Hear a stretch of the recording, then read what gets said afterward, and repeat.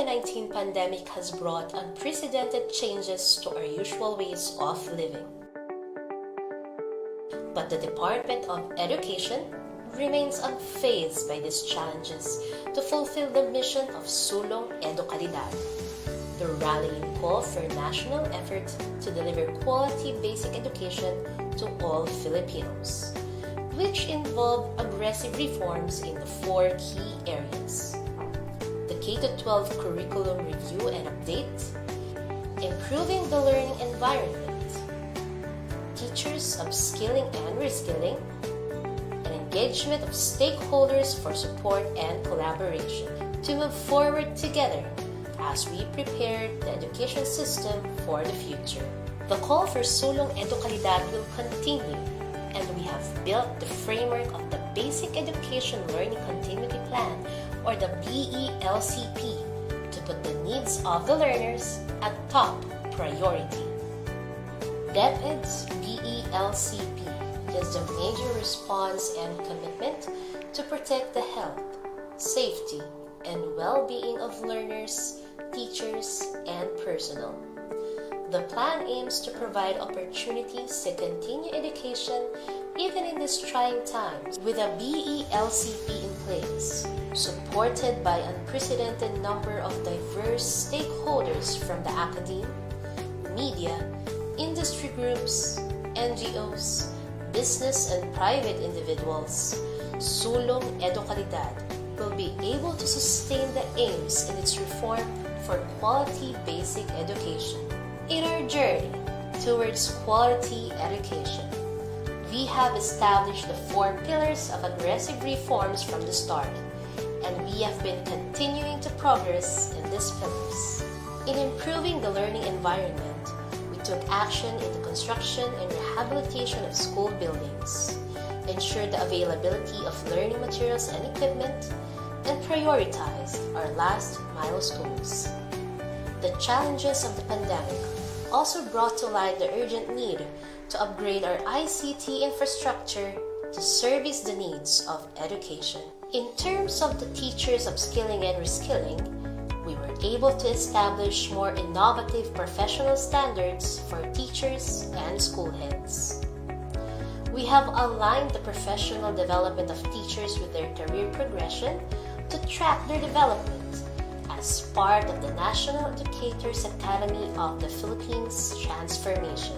With the launch of the Education Futures program, where we will be focusing on innovative actions and solutions to improve the state of our education, we are now more than ready to start a new journey and continue our fight for quality education for all Filipino learners. Finally, we've given high importance to the engagement of stakeholders for support and collaboration.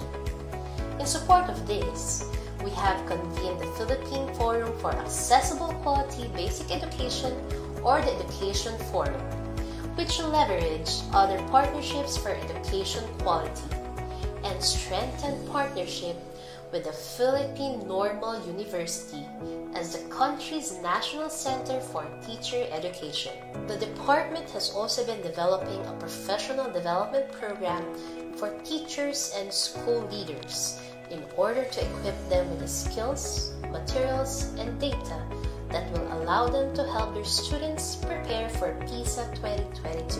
This intervention consists of the following components: online training for teachers and school leaders, development of learning materials and practice tests for students, deepening the analysis of the PISA 2018 results, and supporting school-level action research. Now that the year is about to end, our commitment to Sulong Edukalidad will continue and will be far from being gone. With a lot at stake, considering our new knowledge and experience from this year's challenges, we are equipped to face a new future. As we head on to the future where we will face many challenges and uncertainties, the department will always be the guardian of every Filipino learner's right to education.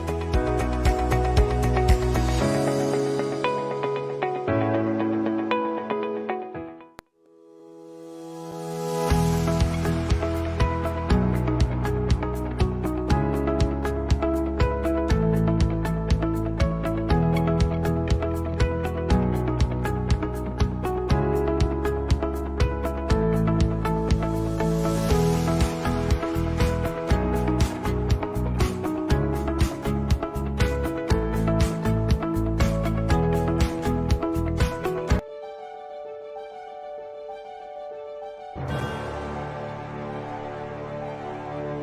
Department of Education, through the Bureau of Human Resource and Organizational Development, Human Resource Development Division, welcomes all the teachers from all over the Philippines in this national orientation on the results-based performance management system, aligned with the Philippine Professional Standards for Teachers in the new normal. Via Facebook Live, here at DepEd Philippines and other DepEd official accounts. Let's welcome your host, Miss Bianca Paula Manas and Sir Angelo Uy. Hello, good afternoon mga Ka-DepEd. Welcome to episode 3 of our RPMS School Year 2020-2021. Ako po si Bianca, nagbabalik at ako ay mula po sa Human Resource Development Division ng BHROD. And for today, kasama ko po ulit si Sir Angelo Uy. Sir Angelo? Ayan, magandang hapon, Miss Bianca. And again, I'm Sir Jello, no, nakasama na ako na ating mga viewers since yesterday. And I'm from the Human Resource Development Division of the Bureau of Human Resource and Organizational Development. Magandang hapon po sa lahat ng ating mga taga-subaybay ngayon sa ating last episode for the RPMS orientation. Miss Bianca? Oo nga, Sir Jello, parang ang dami kong na-miss out yesterday. Ang daming kaganapan. Yeah, kami muna ni Sir Kaloy kahapon. Ayan. At balita ko ay pagod na pagod siya at kotang-kota na siya dahil ang daming pinabasa sa kanya. Kaya ayun tuloy. Update muna siya for today. So next time na lang daw siya ulit rarakit. So pero Sir Jello, napansin ko so far we are doing pretty well, very well in terms of viewership. Kasi sir, nakita ko nung binalikan ko yung DepEd Philippines, ang ating episode 1 ay over 1 million views na and ang ating episode 2 pa 1 million na rin. So parang sir, grabe, as in nakakagulat. 3-day event lang to pero so far we are almost at 2 million views. Ayan, tama no, Miss Bianca. And we appreciate and we extend our gratitude sa ating mga taga-subaybay sa buong Department of Education, sa ating mga kasamang guro, sa mga school heads, no, division personnel, region, and central office personnel na nakasubaybay sa atin simula pa noong Lunes, no ating unang episode for this National RPMS Orientation. Actually, Miss Bianca, no, nakatingin ako ngayon sa comment box ng ating live stream sa DepEd Philippines, no, marami tayong mga kasama from SDO Laguna, from Dipolog City Division, from Antipolo, from Bacolod, ayan, and from Binyan City, syempre, Miss Bianca. Mawawala ba naman kami? Ngayon po, as of 4 p.m. in the afternoon, we are 37,000 strong and we expect na tataas pa yan later, Sir Angelo. Tapos, yes. Sir, napansin ko rin actually, so ngayon, dahil pasimula pa lang tayo, no, puro good afternoon pa lang, but I also noticed na sa ating mga viewers, hindi lang sila bastang nanonood, very active din sila sa kanilang mga keyboard at nagtatype ng kanilang mga tanong, mga insight, mga reflection, kung ano-ano. Grabe talaga ang ating mga guru, sir. Yes, Miss Bianca. At it goes to show na talagang interesado ang ating mga kasamang nanonood ngayon. Pag pinag-uusapan na talaga ang teacher's performance assessment, yan ang ating results-based performance management system para sa taong panuruan 2020-2021. At nakita, sabi mo nga kanina, marami tayong mga natanggap na mga katanungan kahapon, no? And also our first episode. At yan po ay talagang indication na talagang nagre-reflect, no, ang ating mga kasamahan na nanonood sa atin. At talagang marami silang nare-realize ngayong ngayong panahon na ito ng pandemic and pagdating nga sa RPMS para sa taong ito. Yes. So dahil dyan, mga guro at sa ating mga audience members pa na nanonood, naisip namin sa BHROD na gusto pa namin kasing makakuha ng marami pang reflections on your end. So anong meron, Miss Bianca? So dahil dyan, meron kaming pakulo sa aming bureau. Ipa-flash ko lang ang aking screen. At ayan. So kung nakikita niyo po ngayon sa ating mga ma'am and sir, meron kaming pakulo this afternoon. Meron kaming pa-contest. Ito ang aming best reflection. So, madali lang po ito mga ma'am and sir. Type lang po sa ating chat box, sa ating Facebook page, and sagutin ang katanungan na ito. Ayan. After this orientation, how has your perspective in the RPMS changed in view of the new normal? Again, after this orientation, how has your perspective in the RPMS changed in view of the new normal? Siyempre po, Sir Jello, pag meron tayong mga pa-reflection, meron din yung kaakibat na konting something. Siyempre, Siyempre, may Miss konting Bianca. At para manggagaling ba yan sa'yo? Ay, hindi. Marami tayong response. O baka sa akin? Ayan, sige. Ano ba yung mga papremyo na yan pag nagsulat ng ating mga viewers ng kanilang reflection o para sa katanungang ito? Ay, ito po pala. Bago po pala tayo pumunta sa prize. So, when you type your reflection sa ating chat box, mga ma'am and sir, don't forget, isali po natin itong hashtag na ito na yes sa RPMS. So, pag sinagot niyo po itong tanong, after your reflection, don't forget itong hashtag natin kasi yan yung gagamitin ng ating mga documenters para matrack lahat ng entries nyo and para makapili kami ng best reflection for the day. So, Sir Jello, are we ready to introduce to our audience kung ano ang papremyo natin? Yan, ano nga ba yan, Miss Bianca? At ano ba yung pinagkaabalahan mo kahapon, no? Para ipamigay sa ating mga best reflections. Okay, inorganize ko to.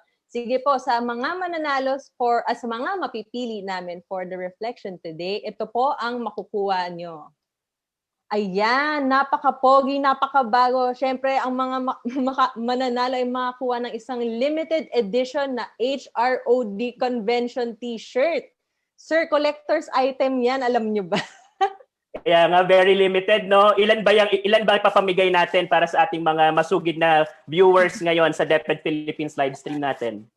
Sir, for today, we have 30 na t-shirts na pwedeng ipamigay sa ating mga guro or sa audience members na makakapag-share ng kanilang mga insights and thoughts sa mga kaganapan these past 3 days. Ano yan, mga ma'am and sir, huwag kayong mag-alala, kasya yan sa inyong lahat dahil XL po ang size na yan. Hindi pero lang halata. Miss Bianca, no, parang hindi halata sa picture na XL yung size. Parang ano siya, expectations versus reality. Hindi ka lang na-enlarge. Ano yan? Slim fit. Kasya yan. Sige, so, mukhang kasya sa akin yan. Oo, kasyang-kasya yan sa'yo, sir. So mga ma'am and sir, throughout the day, we will keep track, our documentation team will keep track of your entries. And then they will assist us sa pagpili ng best reflection. So again, ulitin ko lang po ang mechanics. Balik tayo dito. Ayan.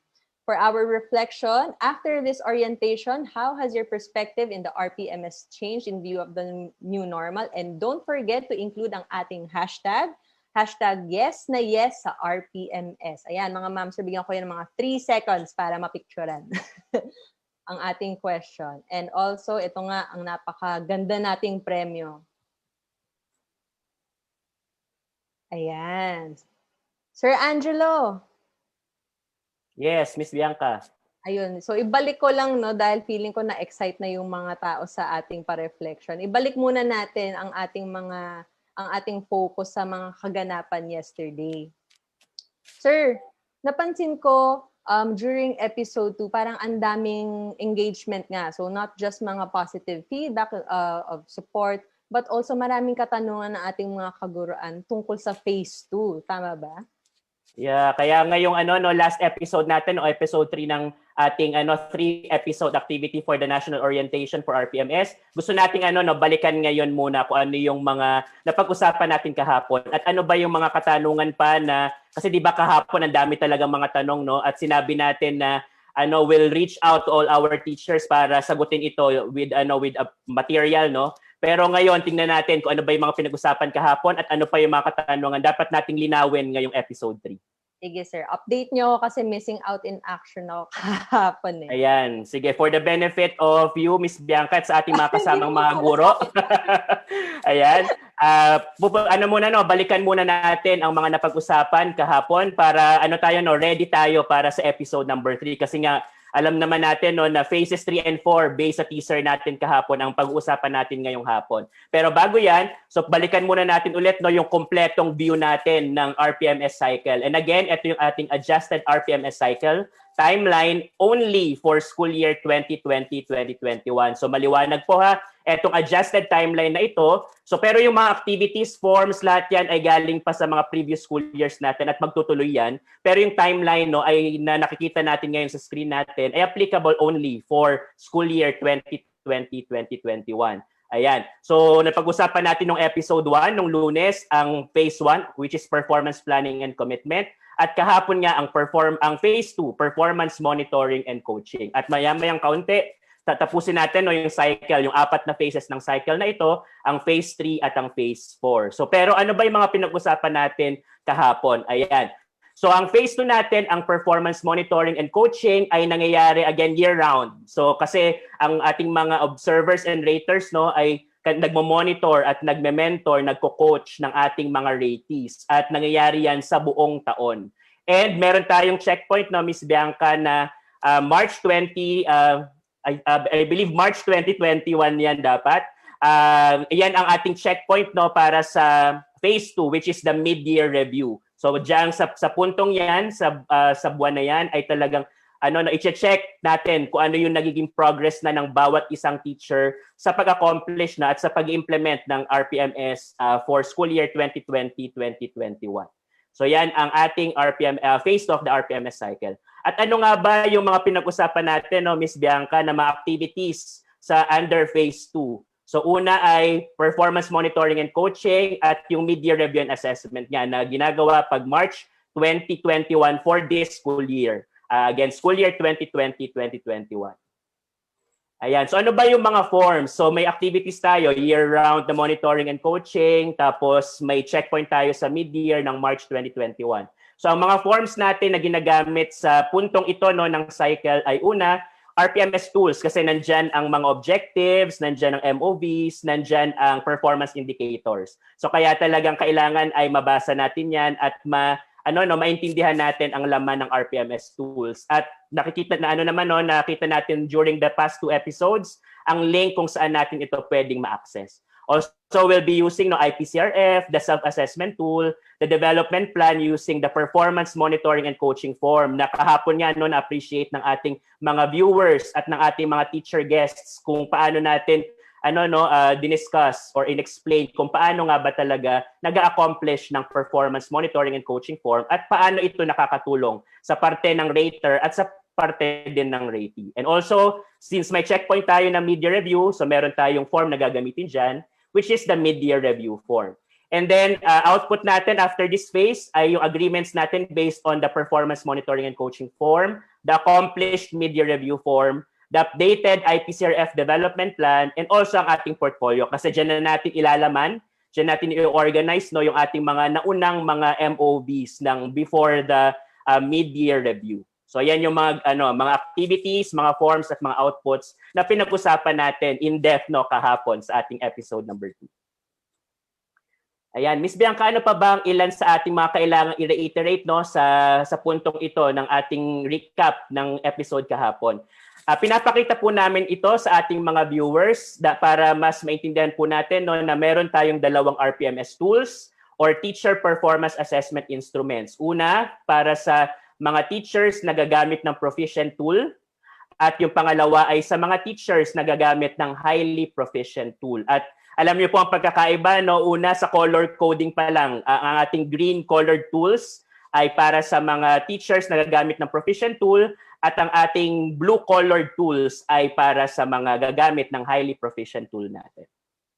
And Ms. Bianca, at pakita natin kung ano dapat ang kanilang kailangang hanapin sa RPMS tool. So pinapakita namin ito ngayon para kasi we had 2 school years, school year 18-19 saka 19-20 na tayo ay meron ng RPMS aligned to the Philippine Professional Standards for Teachers. So ngayon po pag meron kayong mga gamit na materials, hawak na materials, kailangan po ang hanapin ninyo ay itong version na ito ng RPMS tool. So pakihanap lang po ng ating mga ratees at ating mga raters ang version na may nakalagay na RPMS tool in the time of COVID-19. So para po tayo hindi tayo maligaw sa tools na ating gagamitin. Hanapin po natin ang ang indications na yan na RPMS tool in the time of COVID-19. And that will also be applicable sa ating mga COT rating sheets, sa ating mga COT rubrics. Makikita natin yung annotation na yan na that those tools are for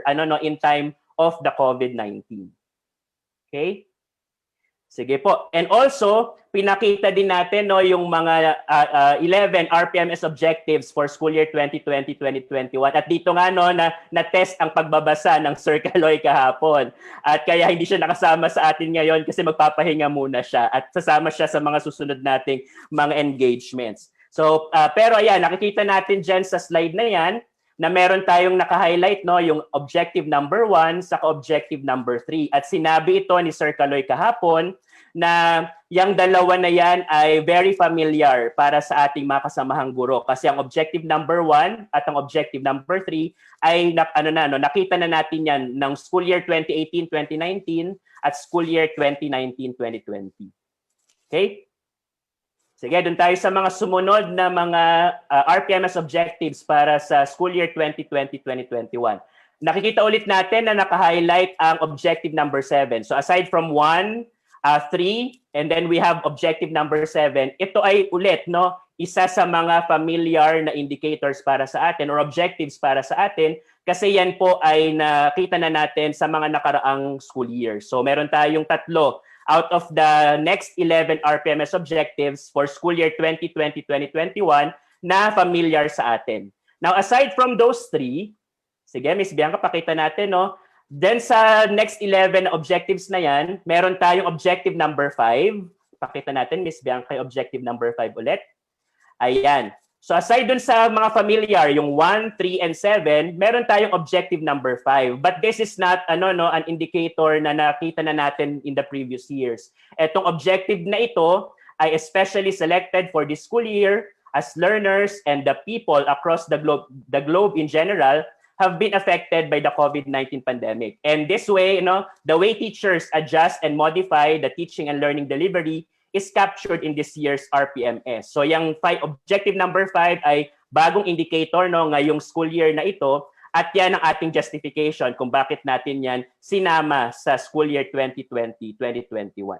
At siguro Miss Bianca, bago tayo mag-proceed dun sa next na slide natin ay gusto din nating i-clarify sa ating mga manonood ngayon na again meron tayong tatlong objectives na isa-subject sa classroom observation. And again, those are objectives 1, 5, and 7. Pero kung makikita nyo yan sa COT rating sheet, ang numbering niyan ay 1, 2, at saka 3.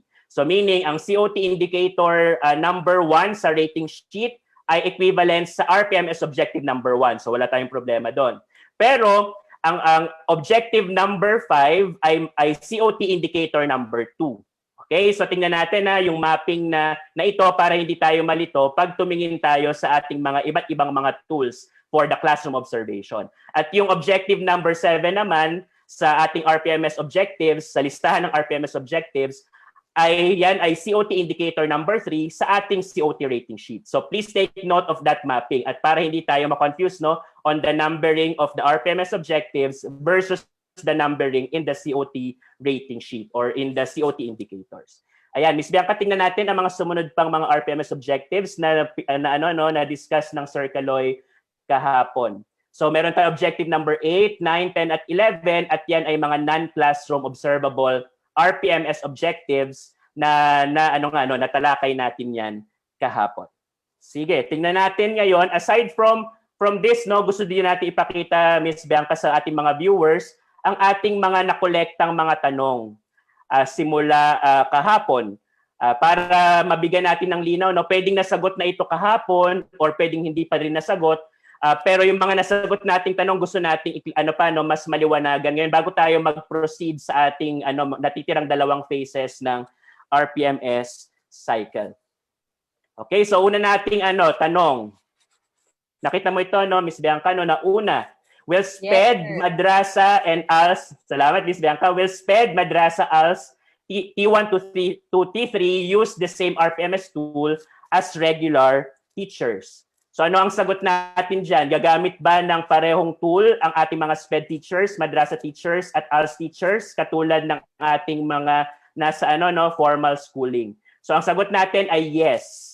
Thanks to the PPST or the Philippine Professional Standards for Teachers, the RPMS tools are generic enough to be used by all teachers across learning areas and grade levels. So meaning kahit na ikaw ay SPED teacher, madrasa teacher, ALS teacher, yan ay ang mga RPMS tools natin ay applicable para sa inyo kasi ito ay ginawa as generic, no, very generic enough to capture the all the teachers in the different learning areas and in the different grade levels.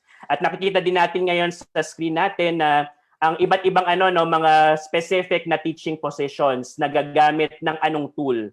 So ang una natin ay yung RPMS tool for the proficient teachers. So we have teachers 1 to 3. We also have special education teachers 1 to 4, instructors 1 to 2 for for the tech box schools, and then special science teachers 1 to 2. So yan so nakita natin yung mga specific teaching positions na gagamit ng proficient tool. Again, T1 to T3, SPED teacher 1 to 4, instructor 1 to 2, at special science teacher 1 to 2. Now for the highly proficient tools, sino mga gagamit nito? So we have master teachers 1 to 4, special education teacher 5, at special science teacher 3 to 4. At makikita niyo yung mga positions na yan, una pa lamang sa electronic self-assessment tool. So kung na-explore niyo na yung ESAT, makikita niyo na nagpapalit yung yung tool depende sa teaching position. So ito yung listahan natin ng mga specific teaching positions na gagamit ng specific na RPMS tool. So let's go to the second question na nakuha natin from yesterday's episode. So ito yung isa sa mga marami sa ating mga viewers ang nagtatanong at kailangan natin i-clarify para para mas maayos nating mapag-usapan ang phases 3 and 4 ng RPMS cycle. So ang pangalawa nating tanong, what is the basis for choosing a mode of alternative classroom observation?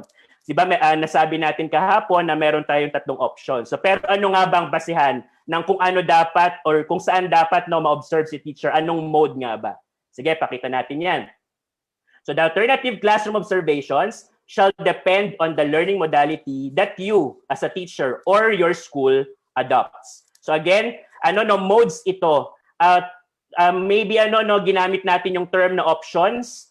Pero again, the options are tailored fit to a specific modality. At meron guidelines tayo na pinakita kahapon kung kailan dapat na online observation, kailan dapat na ang classroom observation ay observation of a video lesson or observation of a demo teaching via the learning action cell. So kailan nga ba? So yung online observation ay para sa mga merong online synchronous classes. So regardless of the number of classes or the number of learners. Basta meron kang teaching load na na meron kayong online synchronous class, then automatically your classroom observation mode would be the online observation.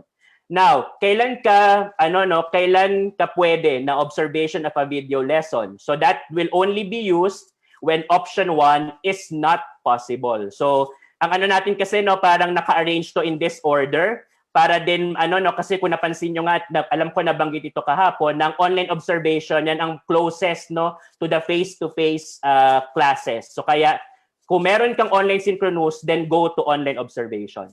Now kung hindi possible sa yung option 1, then you go to option number 2, which is observation of a video lesson, and these are for teachers who adopted the online asynchronous learning.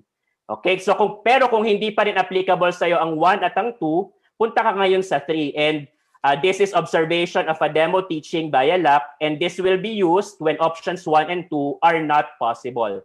Now, this is parang tailored fit then in that sense that these are for teachers who adopted pure modular learning, radio-based instruction, and the TV-based instruction. So ayan ang ating mga options or modes of alternative classroom observation. So ngayon pakita natin yung mga protocols natin at tingin ko hindi ito na pag-usapan natin ito pero mas maganda na makita ng ating mga viewers ang diagram ng ating classroom observation process and protocols. So magsimula tayo sa unang option or unang mode which is the online observation. So ayan pakita natin lahat ng mga steps. So sa online observation, which is the first option or the first mode, ganito siya mangyayari. So makikita nyo din po ito sa ating memo ng ating guidelines for the RPMS for school year 2020-2021. At makikita natin dito na for online observation, kinakailangan pa rin na mag-submit or mag-prepare ng lesson plan and instructional materials kasi bilang guro talaga namang pag magtuturo tayo kailangan natin mag-prepare. So and the automatic outputs of preparation are the lesson plan and the instructional materials. So sulat tayo ng lesson plan, gawa tayo ng instructional materials and gamitin natin siya for the online observation. At makikita natin yung buong proseso from the pre-observation to the observation proper at sa post-observation.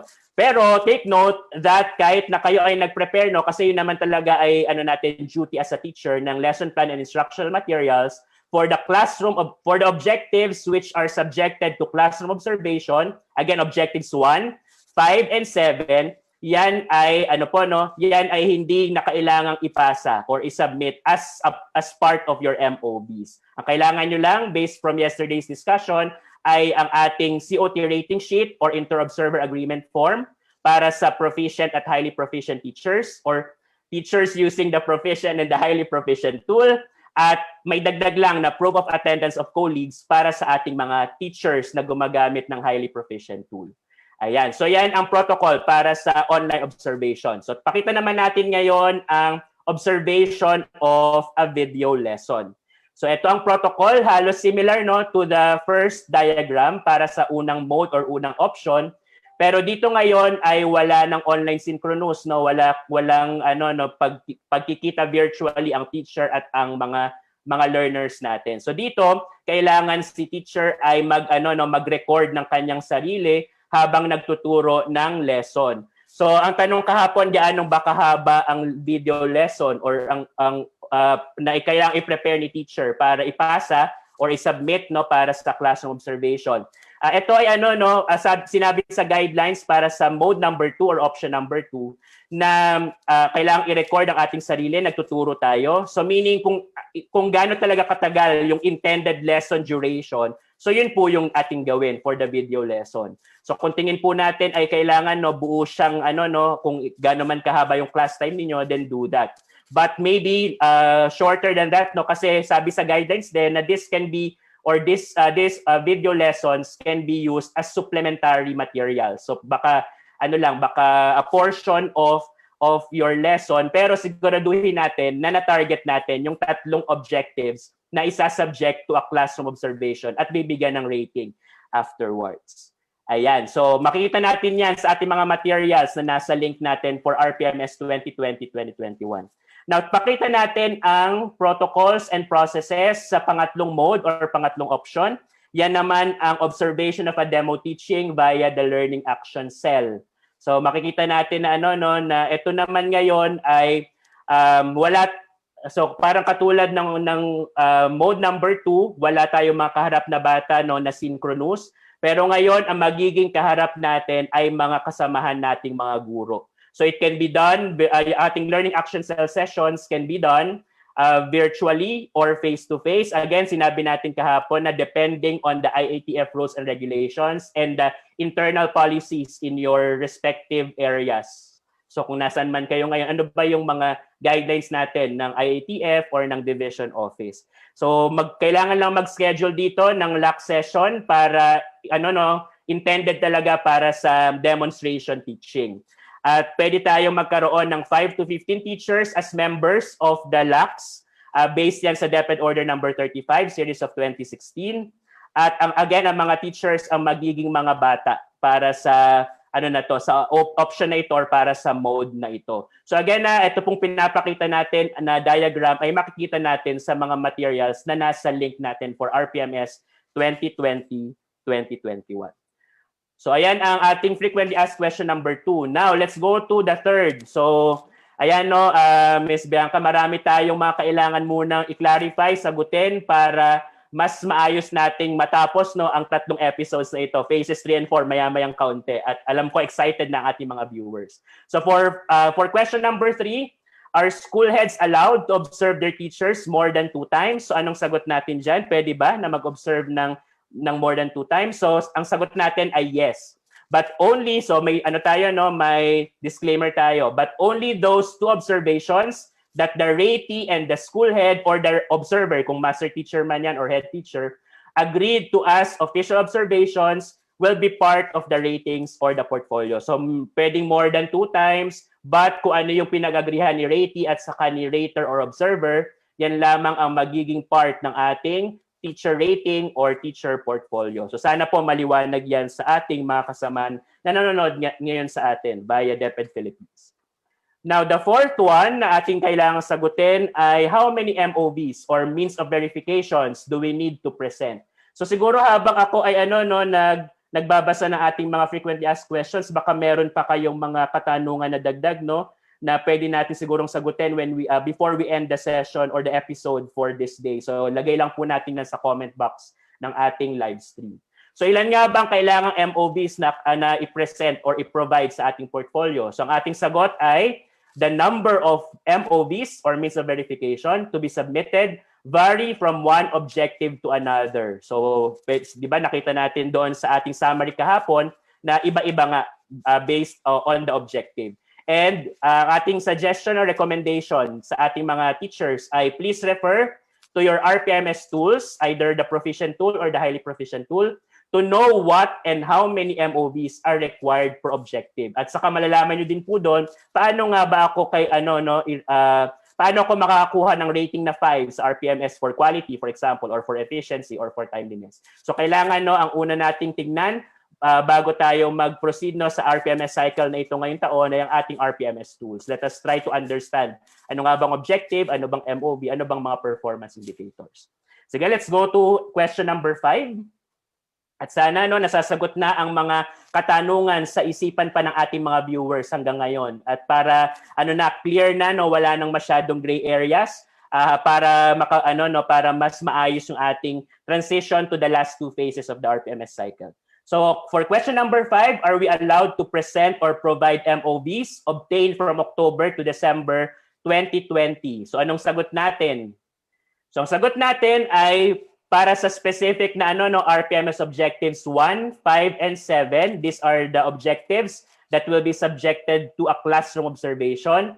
So the MOVs related to classroom observation should be obtained between January and May 2021. So kahit na meron po tayong mga naganap na classroom observation during October to December of 2020, yan po ay hindi na natin magagamit para sa ating RPMS for school year 2020-2021. And I know majority or if not of all of our teachers will understand na hindi hindi lahat ng indicators, yung tatlo yung 1, 5, and 7 ay alam na natin nung October to December. So for example, yung number 5, yung may learners, special educational needs of learners in difficult circumstances. Hindi natin yan alam na kailangan palang i-rate yan for this school year. So now that we know, then we can prepare as much na i-prepare natin yung ating classroom observation para o yung ating lesson para sa classroom observation for this period, between January and May 2021. Yung ating dalawang required na classroom observations for this school year. Now, for the remaining RPMS objectives, aside from 1, 5, and 7, so those will be 2, 3, 4, 6, and 8 to 12, the MOVs or the means of verification obtained from October to December 2020 until May 2021 can be provided. So pwede yan. So hindi ibig sabihin walang masasayang na mga documents, materials na nagawa natin na October to December, which is the first quarter of the school year. Pwede natin yang ma-provide the MOV, but only for the objectives objectives dun sa 12 natin aside from the 1, 5, and 7. So except 1, 5, and 7, pwede natin yang i-provide for our RPMS portfolio. Now, our question number 6 is, are we allowed to provide or present MOVs for objective 12 which were already provided in the other objectives? Sige, anong sagot natin dyan? At sana maliwanag ito sa ating mga viewers ngayong hapon. So, ang sagot natin ay no. Pag na-provide mo na ito na MOV sa RPMS objectives 1 to 11, then the same MOVs or those same MOVs are not anymore allowed to be provided for objective 12 or the plus factor. Kasi nga yung objective number 12 ay plus factor na talaga. So yung mga proof no ng iyong involvement in some webinars or as module writer, pwede mo yang ilagay sa objective number 12. Pero for example, actually no may mga supplementary materials tayong ginagamit for objective 1 to 11 at wala din naman yan dun sa listahan natin for objective number 12. So ang ating general principle lang, pag nagamit mo ng MOV sa objectives 1 to 11, hindi mo na siya pwedeng gamitin. That same MOV ay hindi mo na siya pwedeng gamitin for objective number 12, which is the plus factor. So magbigay tayo din ng isang sample, no? For example, you have a self-learning module that you have prepared at ginamit mo siya sa objective number 2. Pero nag-participate ka din, your output is the SLM, pero you have been involved as a module writer. So yung involvement mo, yung certificate mo as showing that you have been involved as a module writer, pwede mo naman siyang gamitin sa objective number 12 kasi nakalagay doon proof of involvement as a module writer. But your module na nagawa mo ay doon lamang sa objective number 2 mo siya pwedeng ilagay. And kung makikita nyo din naman objective number 12, wala tayong nakalistang SLM doon. So magkaibang MOV yung SLM saka yung certificate of your involvement as a module writer. Okay? Sige, let's go to the question number 7. And I think this is the last para makapag-proceed na tayo sa ating phases 3 and 4.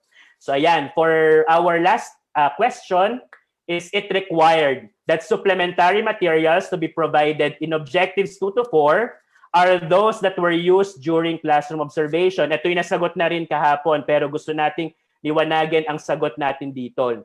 Meron kang supplementary material na ilalagay sa objective 2 to 4. Kailangan bang yon ay mga ginamit mong materials during your classroom observation? So ang sagot natin dyan ay no.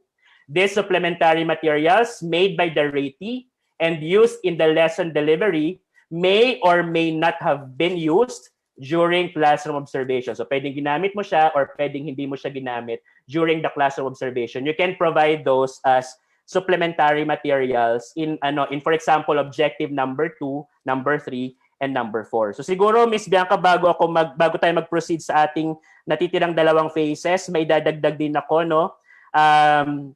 siguro Miss Bianca balik tayo ng kaunti sa question number 6. Question 6. Okay, so Ayan. So yan malinaw po na yung na-provide na natin na MOV, same MOV for objective 1 to 11 ay hindi na natin pwedeng gamitin for objective number 12. At siguro idagdag ko din dito pero related to this question pero ayan nasagot na natin yung 6. So pero siguro a related question to that is what if di ba may supplementary material tayo for objective 2 to 4? Okay? So objective number 2 to 4 meron tayong supplementary material. Pero di ba for example we have SLM or lesson plan or video lesson, yun bang ginamit natin na lesson plan for example as an MOV's objective number 2, pwede natin siyang gamitin kay 3, pwede din ba natin siyang gamitin kay 4? So ang sagot natin diyan ay pwede. So for example, a one lesson plan or one video lesson ay pwede natin i-provide sa objective number 2, number 3 at number 4 for as long as, so maliwanag ito, for as long as you are sure that the MOV that you are providing for objective 2, 3, and 4 is or are targeting those particular objectives. So kunwari, objective number 2, yung positive use of ICT. Yung 3 ay tungkol sa critical and creative thinking. So yung mga yon dapat, kung gagamit ka ng isang MOV, pwede mo yung gamitin in objective 2, 3, at 4, pero make sure that those or that MOV ay tina-target or are targeting that particular those particular objectives. Okay, so I think Ms. Bianca na i-present natin ang ating mga nakuhang mga questions from yesterday at sana maliwanag na po ito sa ating mga kasamahang mga guro na nanonood sa atin ngayon. Yes, Sir Jello. Thank you. Parang nag-session ka na lang ulit ng phase 2. Yeah. parang wala naman pala akong na-miss yesterday. Okay na tong refresher. Yeah, marami tayong mga kasi nakuha nating mga questions, nagka-clarify, or mga questions talaga na hindi natin pa nasagot sa episode natin kahapon. So talagang this is the time na para sagutin natin ito para wala na masyadong gray areas as we proceed to the last 2 phases of the RPMS cycle. Yes, correct yan, Sir Jello. But before we proceed po sa ating main session, Para sa mga kaka-tune in lang sa ating live stream, good afternoon. We are now at episode 3 of our RPMS School Year 2020-2021. And kung na-miss niyo po ang aming first part, mga ma'am and sir, meron kaming pa-contest na sinabi kanina. So sa mga bagong pasok sa aming live stream, pakisagot po ang tanong na ito and itype ang inyong sagot sa ating chat box. After this orientation, how has your perspective in the RPMS changed in view of the new normal? Ulitin ko po After this orientation, how has your perspective in the RPMS changed in view of the new normal? So ayan po ang ating question for the day. Ang aming documentation team sa HRDD ay binabantayan ng aming comment section para piliin ang may pinakamagandang reflection. And mga ma'am and sir, don't forget na as soon as you type in your answer, don't forget to use our hashtag na yes sa RPMS. And also, don't forget to also include your SDO school or office. Ayan, Sir Jello, I think pwede na tayo mag-proceed sa ating next portion. I think may napapansin yung mga audience natin. Parang may kulang tayong 2 katauhan dito. Kaya nga, hindi makukumpleto ang 3 nating episodes no na hindi natin sila nakikita at naririnig. Or baka kota na rin pala sila from yesterday. Sige po, mga ma'am and sir, let's welcome back Teacher Ads and Teacher Lester. Ayun. Hello! Good afternoon, Teacher Ads, Teacher Lester. Gusto niyo ba magpakilala muna ulit before we proceed sa ating episode 3 for today? Yeah, Teacher Ads?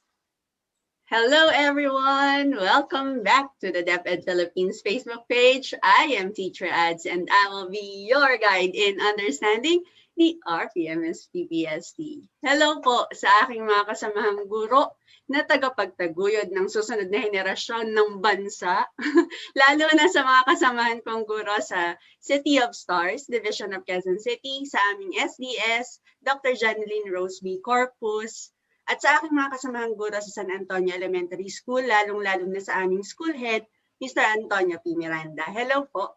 Good afternoon. Sir Lester? Yes, a wonderful Wednesday to our dear, passionate DepEd educators all over the Philippines sa buong kapuluan. Sa ikatlong pagkakataon, ito po si Teacher Lester John Cajes. Sabay-sabay po tayo. Together, let's shine and make others shine too. Let's do it mga kaguro. Magandang hapon po sa lahat. Ayun, thank you. I'm pretty sure na memorize na yan ng ating mga viewers, ma'am and sir. At balita ko, since na simulan nyo na, no, ang isa din sa mga na-take away kung mga narinig ko from episode 2 ay punong-puno ng shout-out kahapon. So marami talagang gustong sali dito sa ating engagement, no, Teacher Ads and Teacher Lester. So tanong ko lang po, we are now on our final episode, our last day for the RPMS School Year 2020-2021. Ask ko lang po kayo, no, ma'am and sir, kamusta po ang experience so far? Teacher Lester, sige, ikaw pala, Teacher Ads. Kapag habang sumagot kami, may t-shirt din kami. Naman! Nabawasan yung term. Sige natin. Dapat maganda yung sagot. Sige, ma'am. Kamusta ang experience? Tama po kayo, Ma'am Bianx. Ang dami pong nagpapa-shoutout. Kaya iniisip ko, wag na tayong tumuloy sa phase 3 tsaka sa phase 4. Mag-shoutout na yun tayo. Totoo, kung pwede lang talaga. Biro lang. Pero seryoso, nakakatuwa yung experience na ito. Kasi pinanood ko yung recorded episode 2 natin kahapon. Maraming kaguruan sa Pilipinas na nagpapasalamat dahil napakaliwanag daw. At nung nanood ako kahapon, sobrang liwanag nga talaga, pati ng mukha ko. Wala man lang nagsabi, Ma'am Bianx, na mukha na pala akong multo sa screen. Hindi ka na-informs. Magbawas ng ilaw. Kaya pala silaw na silaw ako. Pero nakakatuwa yung yung response kasi meron mangilan-ngilan na questions, pero sigurado sa haba ng diniscuss kanina ni Sir Jello, nasagot naman yun kanina. So thank you very much, Sir Jello, para sa pagka-clarify ng mga bagay na yan. Yes, thank you, sir. Ayun. Teacher Ads, pahingi naman ng konting ilaw mo. No, mula dun sa City of Stars. Parang gusto ko rin manghingi, Manik Sir talaga Lester. dito. Oo, City pahingi of naman Stars, ng konti. Ako po ay napatawag ng management kahapon dahil sa haba ng aking shoutout. Hindi, joke lang. Joke lang po. Mabait ang ating mga director. So, ako naman po, no, in terms of the feedback, marami tayong nakuhang tanong, no, mga reflection in terms of, ako personally, marami akong nakita on classroom observation rather. So, nakakatuwa na isa ito din sa mga binibigyang pansin, no, binibigyang tuon ng ating mga guro kung paano talaga magagamit yung mga objectives na ito sa loob ng classroom o kung hindi man during the online observations or using the other alternatives. So maganda yung nagiging focus. But of course, we also consider the other objectives just the same. Isa pa, no, yung paggamit ng PMCF, feeling ko isa na to sa mga favorite ko at favorite ng marami, no? Taas nga kamay, lahat ng mga favorite din ng PMCF na, no, starting yesterday. Oh, yun, may mga kasama ako. Feeling ko we started to appreciate it even more. And eventually, ini-expect ko, no, that we would eventually leverage the use of PMCF, no, bilang parte ng pagbibigay tulong sa mga kapwa natin guro. You know what, Teacher Ads, Sir Jello, and Miss Bianca, tuwing nabibigyan kasi tayo ng pagkakataong makasama sa mga regional and national training on RPMS.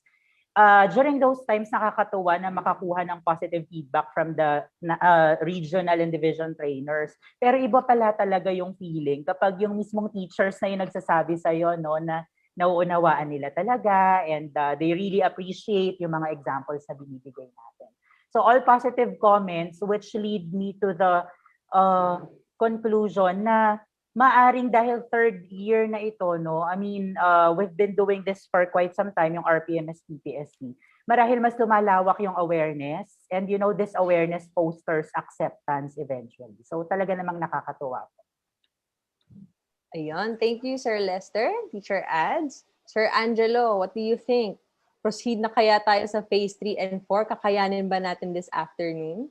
Yes, tingin ko ay very excited na rin natin mga viewers. No, katulad ng sinabi nga ni Teacher Lester at ni Teacher Ads, talagang marami tayong natutunan from yesterday's episode. At parang inulit ko yung buong episode kanina.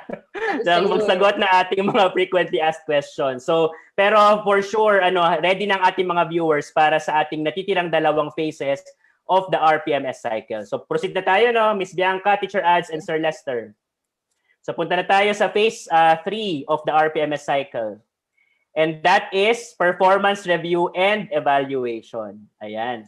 So tignan natin, no, ano nga bang ginagawa sa phases na ito, ano ang mga tools at ano ang mga outputs na kailangan nating gawin para sa third phase of the RPMS cycle. At again, yan ay mangyayari sa third week of June 2021 or a week after the graduation. And again, take note po ulit sa ating mga viewers na ang ating timeline para sa RPMS cycle ngayong taon ay based on the adjusted RPMS cycle timeline only for school year 2020-2021. So ano nga bang mangyayari dito sa phase na ito?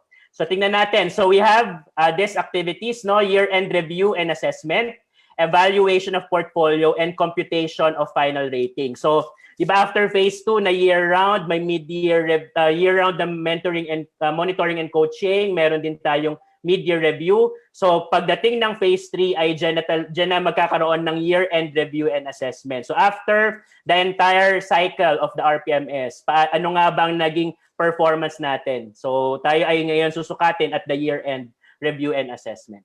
And then again, siguro para din sa ating mga viewers ngayon, kailangan nababanggit na natin simula pa nung episode number 1 natin na kailangan na natin mag-prepare ng portfolio with our MOV. So una pa lamang sa media review, tapos ngayon sa phase number 3 ay kailangan natin na buo na yung ating portfolio for the entire school year 2020-2021. And then we'll compute no the final rating for our IPCR form. So being mentioned ng ating IPCRF or the individual performance commitment and review form, isa yan sa ating mga forms na gagamitin para sa phase number 3. Kasama pa rin ang ating RPMS tools na pinaka-importante dahil nandyan ang objectives, nandyan ang MOVs, nandyan ang performance indicators. Makakatuwang pa rin natin ng dyan sa phase na yan ang results ng self-assessment tool, ang development plan using the performance monitoring and coaching form. Na sinabi nga ni Sir Lester kanina ay very sure na tayo na marami nang naka-appreciate niyan nang diniscuss natin ang form na yan during the last episode. And then during phase 3, we also have to accomplish or to have the signed portfolio and the IPCRF with computed final rating. So lahat po ng yan, yung activities na yan, forms and outputs will be for phase number 3, the performance review and evaluation. Sige, pakita naman natin ngayon, nakikita natin sa screen ang matrix ng ratee, rater, and approving authority in the results-based performance management system. So kailangan natin din itong pagtuunan ng pansin kasi meron tayong mga nakuhang tanong simula kahapon. Sino nga bang ang dapat narrator or observer? Sino dapat approving authority for a teacher, for the ALS implementer? So nakuha natin yung mga tanong na yan din kahapon. So kailangan natin ito ipakita sa ating audience ngayong episode na ito. So unahin natin, we have the head teacher and the master teachers as the ratees. So kung ikaw ay head teacher or master teacher as ratee, sino ang iyong rater or observer? So based on the matrix, it should be the principal or the school head. So we are saying that it can be the full-fledged principal or the school head designated to your school.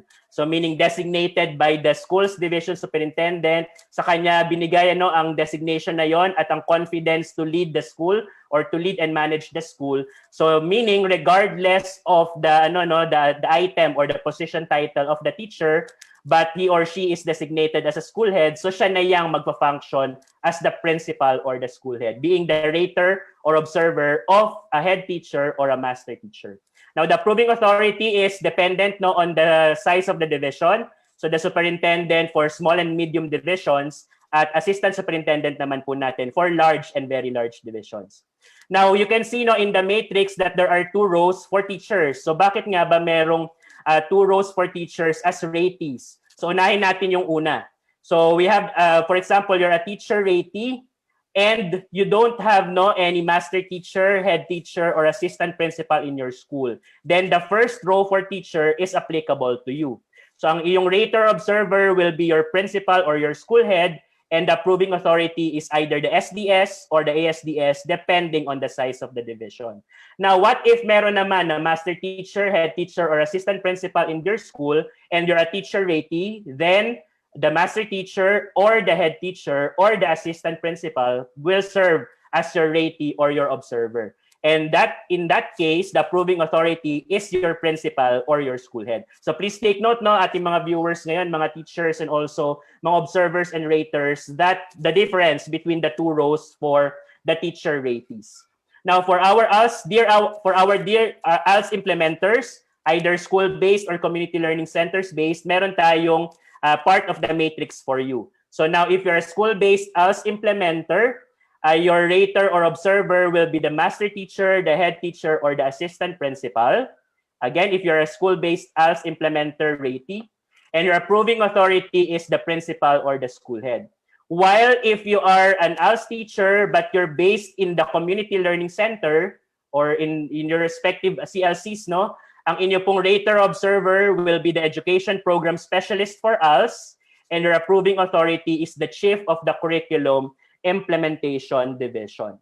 So yan po ay actually based dun sa ating mga nakuhang inputs from yesterday, may nagsasabi na bakit ba si education program specialist for us ang rater observer, and that is pag nakita natin ang DepEd order number 2 series of 2015, medyo may kaunting difference. So ngayon kasi ay we are trying to transition na meron na tayo talagang specialist for us na sila po yung talagang magiging rater observer. And magkakaroon din tayo kasi ng revision of that DepEd order because there are also key reforms no in the department. Like for example, the rationalization plan, meron na tayong mga bagong positions ngayon. So that this is one way no to transition to that particular revision. So yan po ang ating rater na proving authority matrix for our results-based performance management system. Okay, so ngayon po pinapakita naman natin ang ang ating mga objectives ulit para sa RPMS 2020-2021. Yan po ay nabasa na natin kanina at ni Sir Kaloy kahapon. So hindi na natin ulit babasahin. So ang gusto ko lang po na i-emphasize dito sa inyong nakikita ngayon ay ang mga weights or ating weight distribution para sa bawat objective for the RPMS of school year 2020-2021.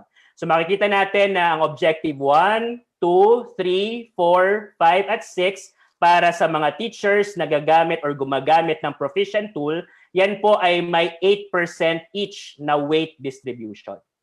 And meanwhile, for objective 7, 8, 9, 10, 11, pares pa rin, 8% each pa rin ang ating weight distribution.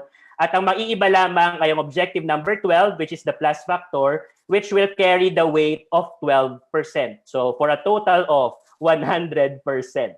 Now, for the teachers using the highly proficient tool, ganun din. For objectives 1, 2, 3, 4, 5, 6, also 7, 8, 9, 10, and 11, those objectives will carry an 8% weight each. At ang ating plus factor objective, which is objective number 12, ay 12%. So parehas lang for the teachers using the proficient tool and the highly proficient tool. So parehas lang ang weight distribution natin. Okay, so pagkatapos ng phase 3, pupunta na sa phase 4, which makikita natin maya-mayang kaunti. So pero bago tayo pumunta doon, Miss Bianca, kailangan muna natin sigurong tanungin ang ating mga teacher guests. Ito bang phase 3 na ito ay paano nangyayari sa ating school context? So pakinggan muna natin ang ating mga teacher guests. Ano nga ba ang ginagawa dito sa phase na ito? At paano ito nangyayari sa school, ideally, Sige, pakinggan natin po muna si Teacher Ads. Ano ba yung mga naging experience mo during phase 3 ng mga nakaaraang school years natin? Tama ba yung mga pinagsasabi ko, Teacher Ads? Thank you, Sir Jello. Pangalawang t-shirt na to. Okay. So, Sir Jello, kasi minsan, kaming mga teachers na sinasabi namin nahihirapan kami sa pag-ayos ng portfolio sa bandang dulo ng taon. Nung first time na nag-release ako ng video sa YouTube, March po iyon. At hindi pa tapos ang school year, kaya nagsabi sila na how to be you po, Teacher Ads. Kasi naayos na before pa March. Kasi posible po talaga iyon. Habang tumatakbo ang school year, pwede na po talaga tayong makaipon paunti-unti ng mga documents natin by studying the MOVs and the RPMS tools. Kung ano yung gagamitin natin, kailangan aaralin talaga natin yun para sigurado tayo na makukuha na natin yung ating mga documents. Pag nakadalawa na po tayo ng observations this school year, magkakaroon na tayo ng 2 rating sheets at iyon na po yung ating attachment for the 3 objectives na i-observe. Yung mga iba naman po, we can work on them anytime during the school year, before the school year ends, para marami na tayong hawak. Sana po, hindi natin hahayaan na matatambakan tayo para hindi na po tayo masa-stress sa bandang dulo. Magsisimula po tayo ng taon na maganda at gwapo at matatapos din tayo ng taon ng maganda at gwapo pa rin at hindi hagardo versosa. Pag naayos na po natin, alam natin based on the tools na naisama na natin yung mga kailangan natin, ipapasa ko na yun kay Sir Lester para siya naman mag-rate ng maayos. Ganon. Ayan, salamat Teacher Ads, and that confirms talagang yung mga sinabi natin kanina na nangyayari na activities, forms at mga outputs ay talagang yon ang kailangan nating gawin for phase number 3. And yun nga ang ating tip, Salamat din sa tip na yon para sa ating mga kasamang mga guro na wag na nating paabutin ang pagtatapos ng school year na ito bago pa tayo mag-organize ng ating mga means of verification para ilagay sa portfolio. So kailangan talaga ay as we finish or as we produce that output at alam natin na yan ilalagay natin sa MOV, itabi na natin agad, no? I-organize na natin agad.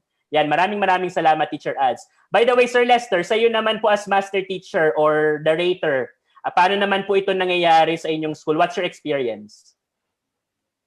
Yes, no. Sir Jello, before I answer your question, gusto ko lang ding sabihin, no, na as a master teacher, as a ratee myself, ginagawa ko rin yung mga sinasabi ni Teacher Ads. And I agree na mahalaga talaga yung preparation. Sabi ko nga, I was about to say earlier, mahalaga na sa phase 1 pa lang, talagang tingnan na natin yung mga MOVs, yung mga indicators. Kasi you know what, kung sisimulan po natin, no, dear teachers, na tingnan ito in the middle of the school year, for example, baka overwhelming nga talaga siya. Kasi at first glance, di ba, kung nakita natin yung listahan, medyo overwhelming. But I realized, kung ito pala ay titingnan natin sa umpisa pa lang, baka unti-unti na-absorb natin siya, no, unti-unti na-accomplish natin siya. And eventually, it will just go with the flow. No? As we do our job, as we do our duties, ay nakukuha din natin yung mga MOV nito. Ngayon, Sir Jello, sa tanong mo naman, no, actually, more than sharing of practice, gusto kong mag-share ng realization ko ngayon, no, mula dun sa mga napag-usapan natin. Parang I'm starting to think na I should commit myself to continuously study, tuloy-tuloy na pag-aralan yung mga RPMS objectives. Siguro po sa mga kapwa ko master teachers, no, especially yung mga tumatayo pong raters and observers, mahalaga na tuloy-tuloy po nating pag-aralan yung RPMS objectives, no, on the level of the Philippine Professional Standards for Teachers, at the same time on the level of familiarization with the tools. Halimbawa na lang po dun sa ating, kung napansin nyo, no, may mga classroom observable indicators na hindi gagamitan ng COT. Pero hindi po tayo pinabayaan ng RPMS, no, dahil makikita natin doon sa ating tool na may mga explanations, no. Halimbawa na lang sinasabi doon what it means to use ICT positively. Halimbawa, no. Ano ba yung ibig sabihin kapag gumamit ng pino-foster ni teacher yung creative and critical thinking, including HOTS. What does it mean to give feedback to learners? What is the appropriate feedback? What does it mean to give a timely feedback to learners? So sa mga kapwa ko po master teachers at sa iba pang mga raters, siguro sama-sama, no, samahan niyo ako in my journey na talagang pag-aralan pa yung tool, no, namnamin yung tool. Kasi I'm sure ito po ay pinaghandaan talaga ng mga nagsulat na ng mga writers. Because eventually, Sir Jello, ito ay alam kong ginagawa na rin naman, no, ng mga kasamahan natin sa field. Ito rin kasi yung gagabay sa atin kung paano i-appreciate yung mga pinapasang MOV ng ating mga ratees. No? Kasi syempre, hindi lang basta natin tatanggapin yan. We also have to evaluate whether or not the MOVs are valid. No, I think it's high time to really consider that, to really put that in mind po, no, na alisin na natin, basagin na natin yung notion na kapag RPMS, ibig sabihin bilangan ng MOV lang. Because that's a myth. Ayan po ay isang myth, no? Hindi po katotohanan na nagbibilang lang tayo in terms of RPMS. Kasi our ultimate goal really is to look into the quality of the performance. So after all, PPST is really elevating teacher quality po naman. No? I mean, ang sinasabi ko po, ang haba. No? Si Sir Teacher Lester talaga, pag nagsalita, ang haba. Kilala na ako ng mga viewers natin. No? Pero ang gusto ko pong sabihin ay, siguro tayo bilang raters, no, bilang observers, we have our judgment. No? We evaluate based on our judgment. Pero at the end of the day, sana guided pa rin po tayo ng standards. No? Guided pa rin tayo kung ano yung sinasabi sa tool, kung ano yung sinasabi ng standards. Because having those things, napaisip din po ako, bakit ba natin ginagawa to? Bakit kailangang tama yung binibigay nating score? Bakit tama yung ginagawa nating, binibigay nating rating sa ating mga ratees? No? Siguro marami pong magsasabi for the purpose of fairness, no? Para fair, para may justice, para may justisya. Pero naisip ko din, maybe it goes beyond that. No? Kasi I think the very purpose of really gauging the teacher performance ay para malaman din natin kung saan tayo papasok in terms of assisting them, in terms of mentoring them. Ako, ma-appreciate ko po, no, kung ang aking rater at mentor ay mabibigyan ako ng insight, no, based on my performance for the year and what else I can do in the succeeding years. I think that's one of the best things about really gauging our performance using the RPMS. Thank you very much, Sir Lester, for that very wonderful message to all our master teachers, no? At ayan po ay parang inspiration din, no, nagagaling sa isang Teacher Lester na nagbibigay ng inspiration sa ating mga kasamahang master teachers din na talagang ito ay I believe na ako personally appreciate all our master teachers kasi nga you are putting on two hats. So being a ratee and being a rater, and that is that deserves talaga yung gratitude natin, no, and then the commendation also pag talagang nagawa natin ito ng maayos at ma-improve natin yung ating mga mentees also. And siguro yun yung yung message na gusto nating iparating sa ating mga master teachers and also to all our teachers to support one another para tayong lahat ay nag-i-improve, nagde-develop. Okay? Sige, with that, Miss Bianca, Miss Bianca, meron ka masabi ba sa messages ni Teacher Ads saka ni Teacher Lester sa paggawa ng phase 3 of this RPMS cycle? Sure, tagos. Wow. And I think actually, habang nag-share nga sila nung kanilang mga ginagawa, binabantayan ko din yung comments natin. Kasi naalala ko, delayed nga pala tayo pag ganito, pag itong mga live stream na to, delayed ang ating mga comments. So actually, sa ating mga manonood ngayon, so aside po sa mga sharing ni Teacher Ads and Teacher Lester, we are also inviting you to share with us po. We are now 88,000 and I'm sure marami pa pong teachers na makikinabang sa inyong mga tips, sa inyong mga insights. Lalo na for this phase 3, itong topic natin ngayon. Please share with us, ano ba yung sa tingin nyo ay yung inyong mga best practices when it comes to phase 3. Sir Angelo, siguro sa akin, parang in a nutshell, no, nung pinapakinggan ko si Teacher Ads and si Teacher Lester, parang ang pinaka-key takeaway ko na to me na-apply ko as someone na nagtatrabaho sa DepEd ay talagang wag maging professional crammer. Yun lang naman talaga, we have to build that discipline na talagang i-organize ang ating buhay at the start of the year. Kasi ako rin naman po ay may IPCRF at kanya-kanya rin naman tayo nag-iipon ng ating mga MOVs and making sure na tayo ay natatrack ang ating performance, even checking kung ang ginagawa ba natin ay may quality. Is it efficient? Is it timely? So, kahit magkaiba kami ng opisina na pinapasukan ni Teacher Ads and Teacher Lester, even to me po, very nakaka-relate ako sa kanilang mga pinagdadaanan. And also na-appreciate ko rin ang tips para ako din ay professionally mag-improve sa opisina. Ayun po, Sir Angela. Ayan, salamat Miss Bianca. Nasumagot ka rin ng aking katanungan. So ngayon ay pupunta na tayo sa huling phase ng ating RPMS cycle. At maya-mayang kaunti ay maririnig natin ulit sila Teacher Ads saka Teacher Lester kung ano nga ba ang mga tips nila para sa ating mga kasamahang guro, and also to our master teachers. Ano ba yung mga tips and also paano nga ba ito ginagawa talaga sa school at paano natin ito ma-improve pa yung pag-implement nito. Sige, punta tayo sa last phase of the RPMS cycle. We're now on our last phase at ayan nga, ito na ang magka-cap off ng ating 4-phase RPMS cycle. So pero maya-mayang konti maririnig pa natin ano nga pa ba ang mga materials na kailangan nating malaman para ma-improve pa tayo katulad ng sinasabi nga nila Teacher Ads saka si Sir Lester kanina. Ayan, so again, phase 4 of our RPMS cycle is the performance rewarding and development planning. And that will happen, syempre, immediately after the school year, yung ating July 2021. So yan ay based on the adjusted RPMS cycle timeline only for school year 2020-2021. So titingnan natin kung ano ba yung mga further adjustments pa sa mga susunod na school years. Abangan natin yan. So but going back to phase number 4, ang ating activity na kailangan gawin dito ay after after the phase 1 na mag-self-assess tayo, phase 2 ay mentor, monitor and coach ay all year round.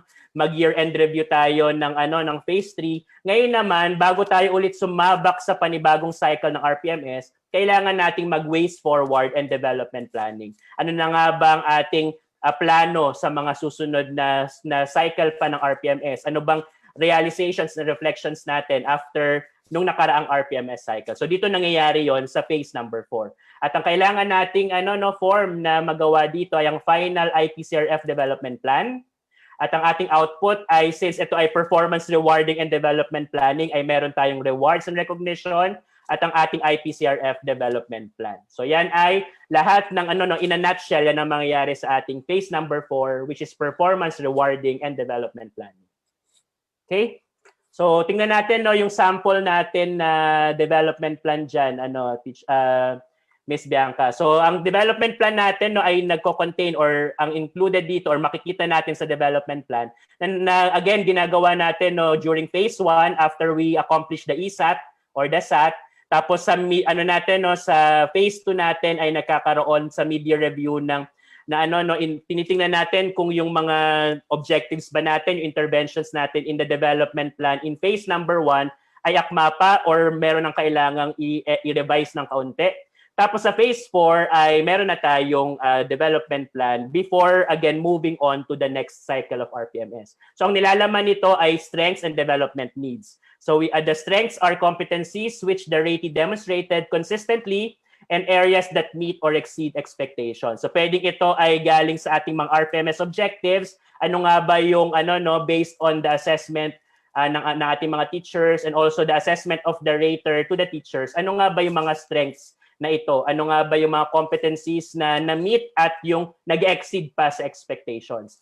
Meanwhile, for the development needs ay ito naman yung mga competencies which ratee rarely demonstrates and areas where the ratee has room for improvement and has not met the expectation. So we are balancing yung strength. Ano nga ba yung mga kalakasan ng isang teacher sa RPMS objectives na priority for that cycle, and also yung mga core behavioral competencies din. So we have the functional and the core behavioral competencies. And also yung mga development needs din. Ano nga ba yung mga competencies na ito na kailangan pang ng further ng further technical assistance or ng coaching or ng mentoring or any other learning and delivery modalities or learning and development modalities. Ayan, so pinapakita natin ngayon sa screen ang sample na template ng development plan. Nakita natin ito during phase 1 ng ating episode 1. At nakita din natin ito during episode 2 kahapon. Kasi nga, merong nangyayaring initial na development plan, tapos nire-revisit natin hanggang makarating tayo sa development plan na dadalhin natin sa susunod na RPMS cycle.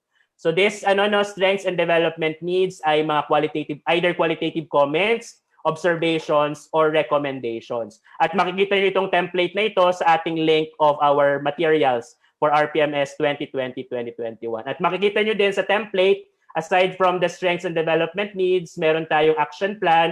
Ano na nga ba ang balakin ng mga teachers sa pag-hone pa ng mga strengths at pag-address ng mga development needs. So we have the learning objectives and the intervention.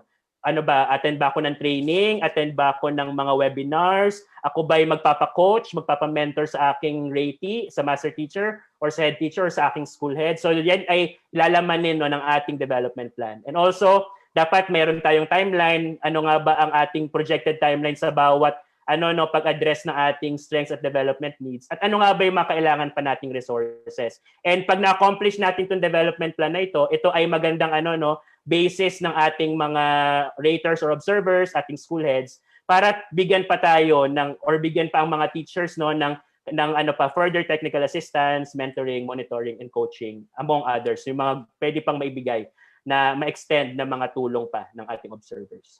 Okay? Sige, bago tayo mag-proceed dyan, Miss Bianca, tanungin muna natin ang ating mga teacher guests, Teacher Ads, Teacher Lester. Siyempre, mamaya, Miss Bianca, tatanungin din kita. So, mag-prepare ka na dyan. Ngayon, ay tingnan natin, nakita natin ang Phase 4, Performance, Rewarding, and Development Planning. So, gusto ko lang malaman ang mga tips at kung paano experiences nila Teacher Ads and Teacher Lester pagdating sa phase na ito. Paano nga ba ito nagiging beneficial sa professional development mo, Teacher Ads, Teacher Lester? At bilang isang master teacher, Teacher Lester, paano ito nagiging beneficial sa iyong mga ratees? So siguro I'll start with Teacher Ads. Yes. Kala ko, let's start with Teacher Lester naman. Okay. So kapag po dito sa reward, kapag naisip yung reward, parang minsan ang naiisip lagi natin, PBB yan, monetary lagi. Pero hindi tayo doon magpo-focus kapag ito yung pinag-uusapan natin. Kasi mas gusto ko po sana kayong i-lead sa pag-improve professionally. Doon naman yung pag-usapan natin kasi wala po akong magagawa sa PBB. Doon po tayo sa professional development kasi meron po tayong magagawa dito gamit itong mga tools natin dito sa ating RPMS. Kagaya lang nitong development plans.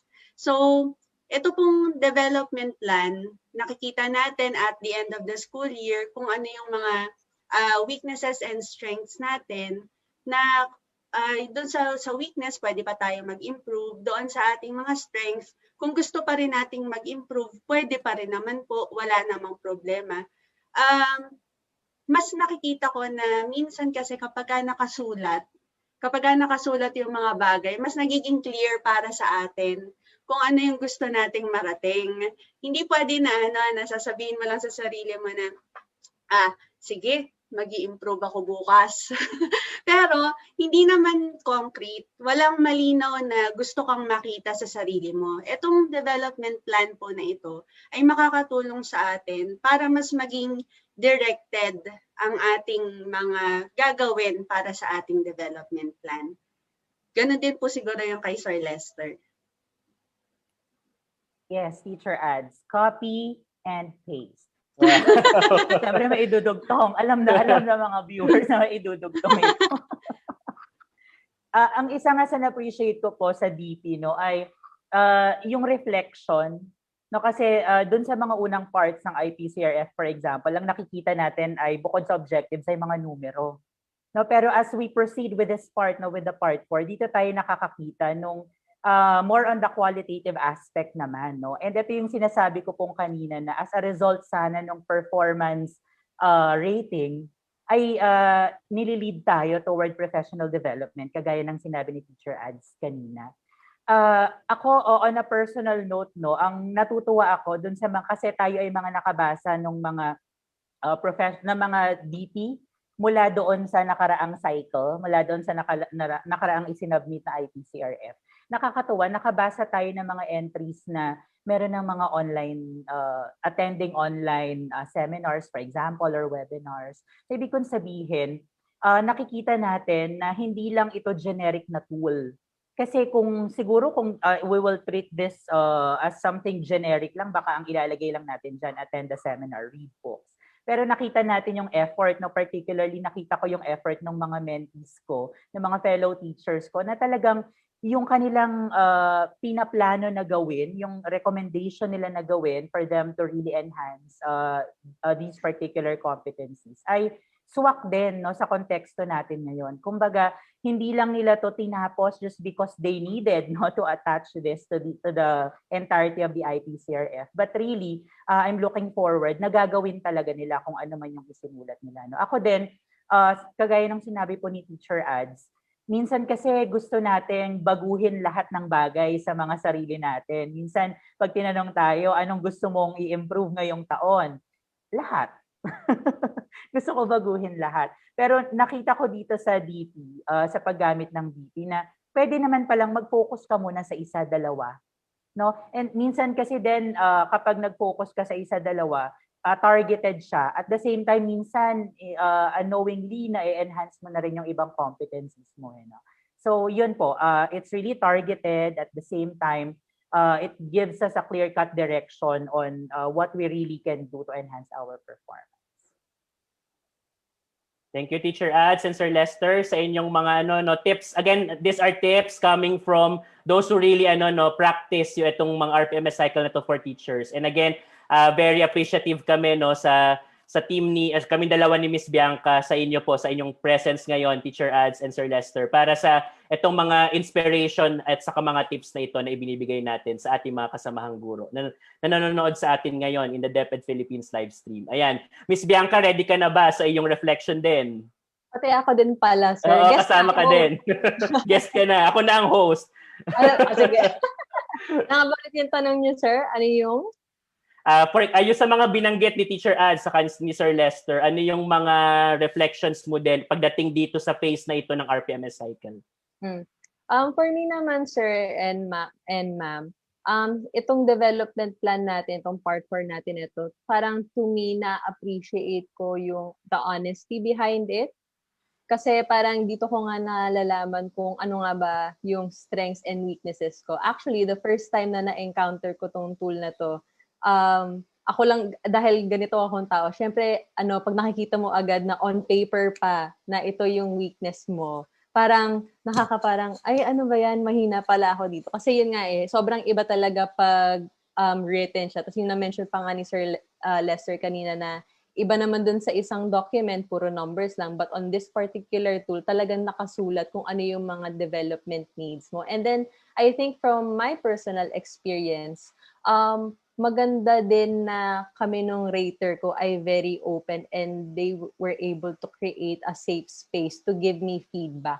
So actually, nung ginawa ko na siya, I mean, eventually, year after yun, nung ginagawa kong IPCRF ko, even itong develop plan ko, hindi na siya as daunting, hindi na siya as scary kasi nilulook forward ko na rin na, for this year, ito yung mga kailangan kong i-improve, ito yung mga kailangan kong i-target. Next year, ano naman kaya? So parang nabuo ko yung discipline to like improve myself para mag-professionally grow din ako. So, okay naman, sir. Yun lang. Okay.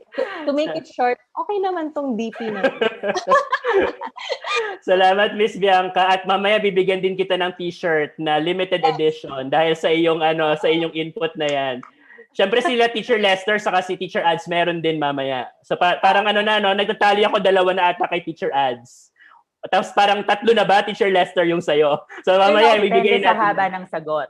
Audience natin, baka wala na tayo mapamigay. Ayan. So ngayon ay tingnan natin and I appreciate no sabi nga binubuo no, sabi mo Miss Bianca. At ito na nga yung phase na parang binubuo natin yung isang buong cycle. So buo na natin yung phase 1 natin, yung phase 2, phase 3 at phase 4 at ready na tayo moving forward sa isa na namang panibagong RPMS cycle. But before that before natin buuin talaga yung episode natin ngayong hapon, ay tignan natin saan nga ba ginagamit ang mga results ng IPCRF natin pagdating sa phase 3 at phase 4.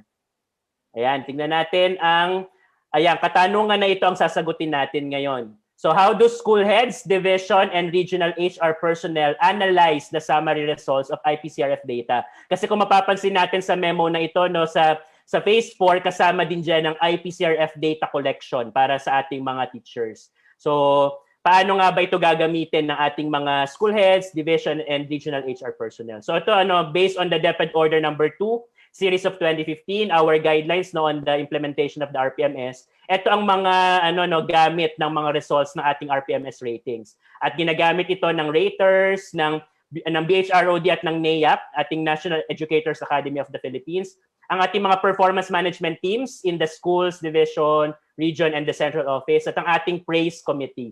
So paano nga ba ito ginagamit ng raters? So ang raters ginagamit ang results ng RPMS ratings in identifying and providing the kinds of interventions needed. So ano nga bang ang kailangan ng isang guro? So tailored fit nga sabi nga ni Sir Lester kanina na ang mga interventions ay targeted para sa bawat rating.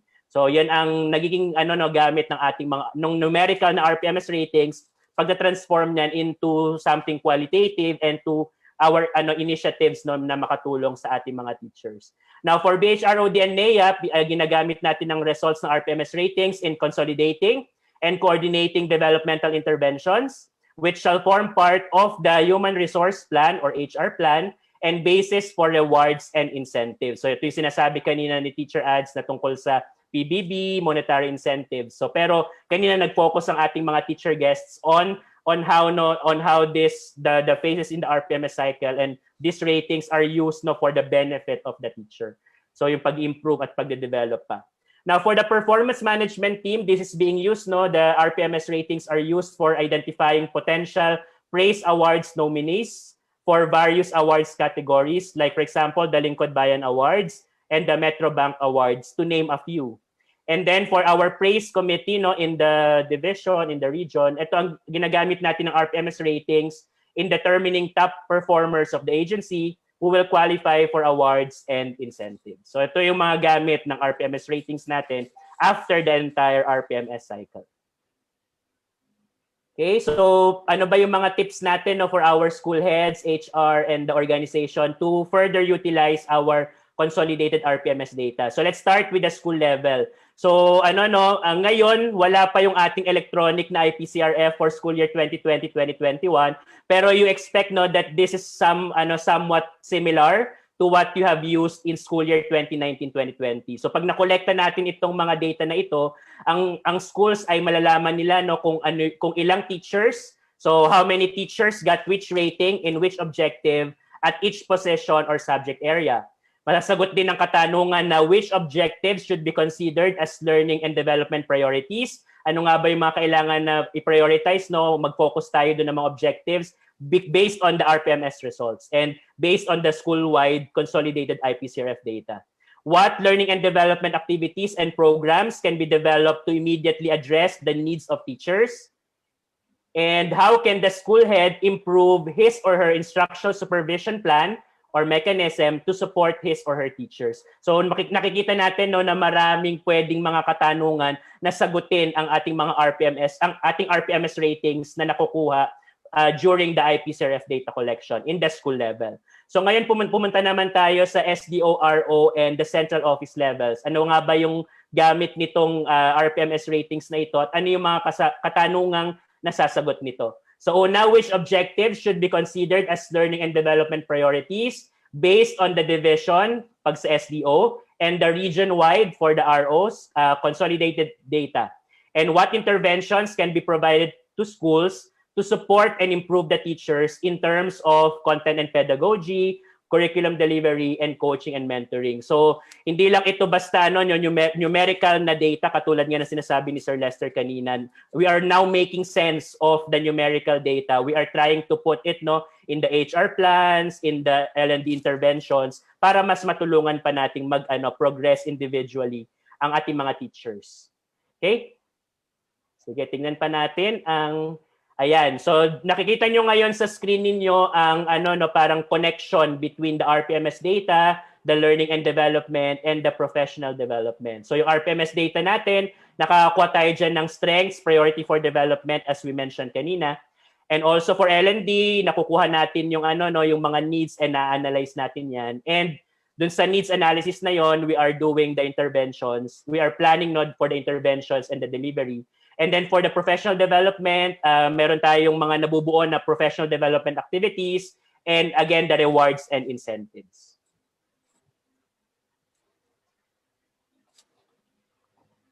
Ayan. Tapos, parang bubuin na natin yung yung cycle na yan and we prepare and organize for the next cycle. So that that concludes yung 4 phases natin ng RPMS cycle. So pero mamaya stay tuned ng ating mga viewers para sa ating discussion on the support materials. Paano nga ba tayo matutulungan ng mga materials na ito para mas maunawaan pang RPMS para sa school year 2020-2021. Pero before that, Miss Bianca, baka may mag-award na ba tayo ng mga t-shirts? Mamimigay na tayo ng t-shirts ngayon? Ito nga sir, binabantayan ko na. At masayang-masaya tong dalawa nating teacher guest. Hindi naman kayo nag-send ng entry. Paano kaya? So sa mga kasama po namin ngayon na bagong pasok, good afternoon. Welcome to episode 3 of RPMS School Year 2020-2021. Kaninang 4 po, as early as 4 o'clock, sinabihan po namin ang aming mga manonood na meron kaming pa-contest. Pero huwag kayong mag-alala kung hindi pa kayo nakakasubmit kasi open pa rin naman ang contest natin. So we asked our audience to answer this reflection question. After this orientation, how has your perspective in the RPMS changed in view of the new normal? Again, after this orientation, how has your perspective in the RPMS changed in view of the new normal? So kung mapapansin nyo sa comment section natin, halo-halo ang sinasabi ng ating mga manonood. May mga comments, may mga tanong, pero meron din bilang mga questions and then meron silang hashtag na RPMS, yes na yes sa RPMS. And mga ma'am and sir, ito na po ang pinakahihintay nyo. I think, Sir Angelo, we can announce na finally ang ating first 5 winners ng ating limited edition collector's item na HRO XL t-shirt. Wait, kunin ko lang po yung kodigo ko, mga ma'am sir. Sir Angelo, kayo ba meron kayong copy dyan? Ako muna ang magbabasa for this round. For now, Miss Bianca, ikaw muna, no? Tapos mamaya ako naman dun sa last 5 natin na na winners Ito ng po, limited edition t-shirts. limited edition talaga yan. Ano yan? Collector's item. Ito po. So, meron actually, kung tinignan ko tong documentation sheet natin, Sir Angelo, and actually nakakuha na tayo ng 10. Grabe talaga yung mga Yes. audience natin. Very active, mga keyboard warriors. Yes na yes sila. Sige po. So, don't worry if you're kung yung mga babasahin ko po na reflection ay biglang nawala kayo sa aming live stream, don't worry. We will contact you. So, our HRDD staff will contact you regarding your t-shirt. So, ngayon, Sir Angelo, ready na po ba, Teacher Lester, Teacher Ads? Para basahin Yes. kong ating first 5 entries dito sa ating best reflection. Ayan, Go. from Miss Lani Arcoires Bautista, JCPM Elementary School, District 2, SDO, Batangas City. Ayan, si ma'am, ang sabi niya, #yes na yes sa RPMS. Implementation of RPMS for school year 2020-2021 encouraged us to do more in delivering quality education in this pandemic period. At meron siyang ginawang nakalimutan ko yung tawag dito. Is it mnemonic? ng RPMS. Sabi niya, R for responsible teachers who, P, perform duties very well, M, manage time for each learners, and S, salute to all Filipino teachers. Ayan ang sabi ni Ms. Lainey Bautista ng SDO Batangas. Thank you, ma'am. Next naman po, hindi niya po binigay yung buong pangalan niya. Initials lang. L and Naz. Good afternoon po. Reflection. Honesty, precision, timeliness, and commitment, dedication are indeed integral parts of RPMS. We educators must be both effective and efficient. Yes na yes sa RPMS. Thank you, ma'am or Sir LN. I'm sorry. Try namin kayong hanapin para mabigay namin ang inyong t-shirt. At so far, ang ating dalawang guro na kasama natin ngayon, agree sa mga sinasabi ng ating audience members. Next naman po, ang ating third na makakakuha ng ating t-shirt and Best Reflection Award, si Ma'am Mary Lorelai Umali. Sabi niya, COVID-19 is not and will never be a hindrance to continue imparting knowledge to our students. Hence, RPMS tool serves as our guide that we are on the right track of achieving this goal. Wow, ang ganda ng sinabi ni Man. Do you agree, Sir Lester and Teacher Ads, na kahit pandemya, walang makakapigil sa ating mga guro? Ang ganda ng sinabi ni Man. Na-feel ko lang, ang ganda ng sinabi. Ito po, next, ang ating fourth entry from Miss Maylene Andal. After this orientation, my perspective became more positive. Indeed, the things we need to prepare are already with us. What we need is to gather them together and put in the appropriate objective. So wow, I think itong comment ni Ma'am medyo mas tutok dun sa mga pinag-uusapan natin, no. Talagang sinasabi niya yung PST, all the tools that we provided is enough and more than enough para sa kanya. So I think Sir Angelo and Teacher Lester, that's a good sign na we are doing this activity justice. Naintindihan naman po ng ating mga audience members ang itong live stream orientation natin. And lastly, ang ating entry for this batch of winners kay Miss Carmen Sanchez Cumpio. Yes na yes sa RPMS, kayang-kaya natin ma-accomplish successfully ang ating RPMS cause we are doing it already. The good thing is that it is more attainable and tools are available at hand. Thank you, DepEd. At thank you, ma'am, kasi na-validate talaga yung pinagtrabahuan and na-appreciate din ng mga, I'm sure, ng BHROD, ng DepEd, ng RCTQ, yung mga ginawa nilang tools and policies. Di ba po, Sir Angelo? Yes, What say you, Miss Bianca, mga ma'am and sir, sa first batch ng ating mga nag-reflection? Napakaganda naman ang kanilang reflection. Serve ang t-shirt, no? Yes, very good. Excellent. Sir mode na siya. Sige, later po sa ating mga manonood, we will read 5 more of the reflection entries. But kung hindi nyo nga po naabutan sinabi namin, yung mga pipiliin po namin for today ay 30 reflection entries. So don't worry kung hindi po namin kayo matatawag this afternoon because we will only call 10 people. Yung remaining 20, we will post it and your reflection sa aming BHROD page. So stay tuned po after our activity. Kasi marami pang manonood mamayang gabi. Siyempre, we want to expand our audience, di ba po, mga ma'am and sir. Ayan. Sir Angelo, ano na ba ang next part ng ating program?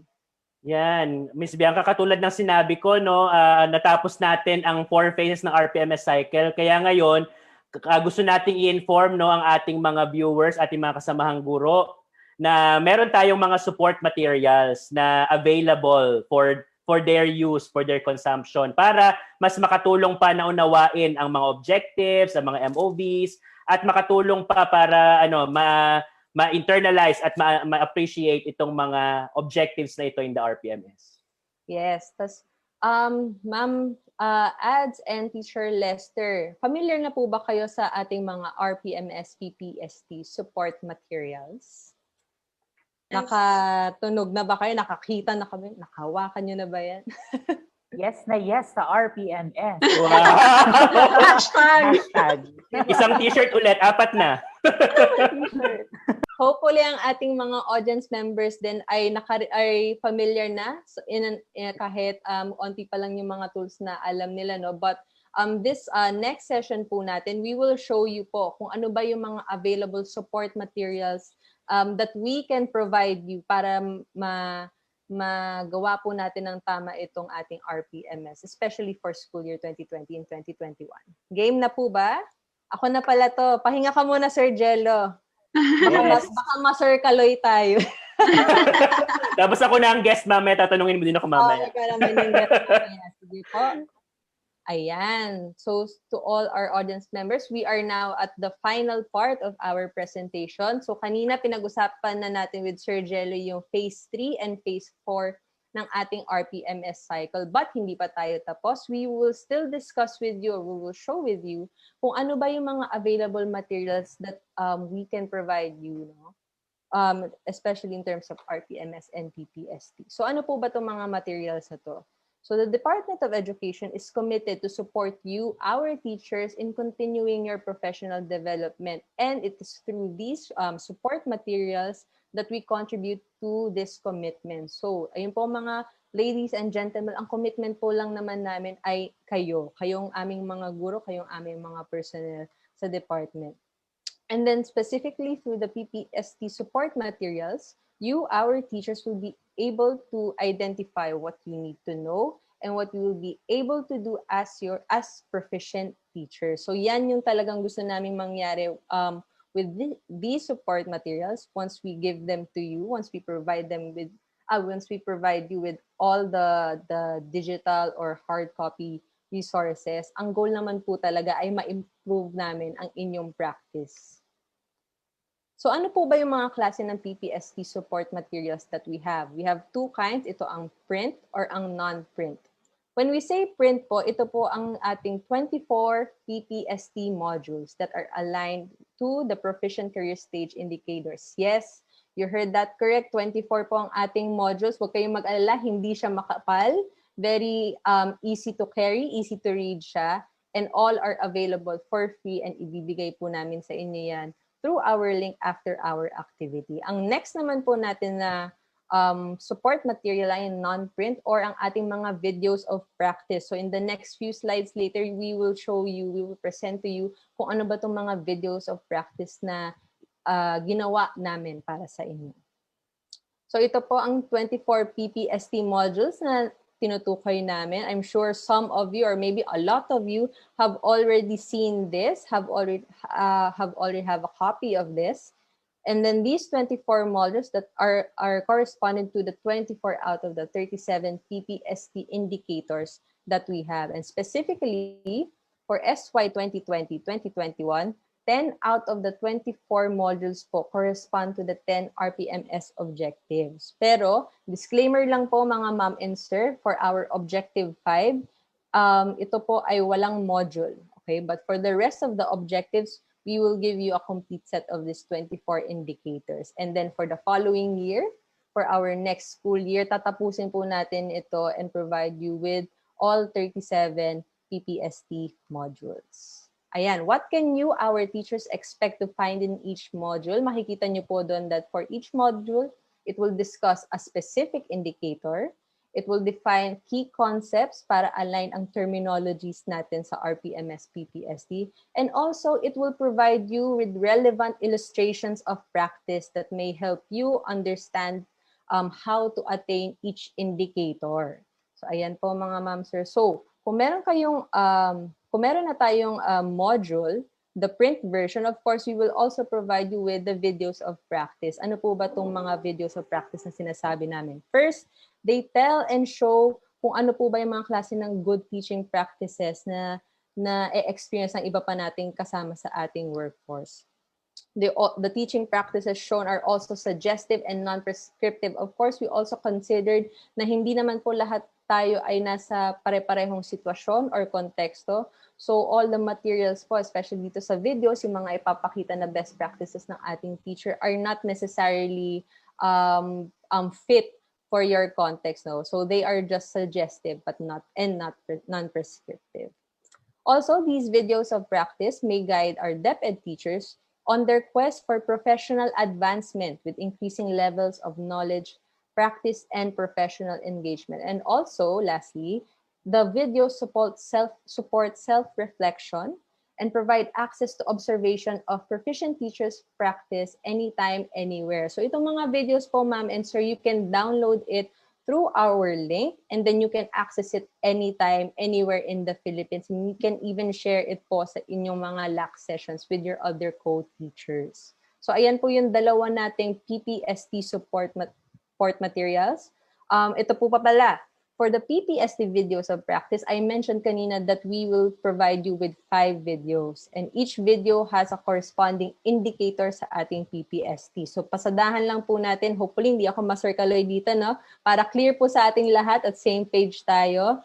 Ang video 1 po natin focuses on indicator 1.4.2 or the use of a range of teaching strategies that enhance learner achievement in literacy and numeracy skills. Video 2, 1.5.2 is about the apply a range of teaching strategies to develop critical and creative thinking as well as other higher order thinking skills. And ang ating video 3 naman, ang indicator 2.3.2 or ang managed classroom structure to engage learners individually or in groups in meaningful exploration, discovery, and hands-on activities within a range of physical learning environments. Hinga. Ayan. Kaya naman po. So, ayan po ang first 3 videos natin. Mga ma'am and sir, in particular po for video 2, ang ating 1.5.2, you can actually use it for school year 2020 to 2021. I'm talking to our teacher 1 and teacher 3. Itong pong video 2 natin, this can be applicable for itong school year na tinutukoy natin, which is the 2020-2021. So, pakinote po yon.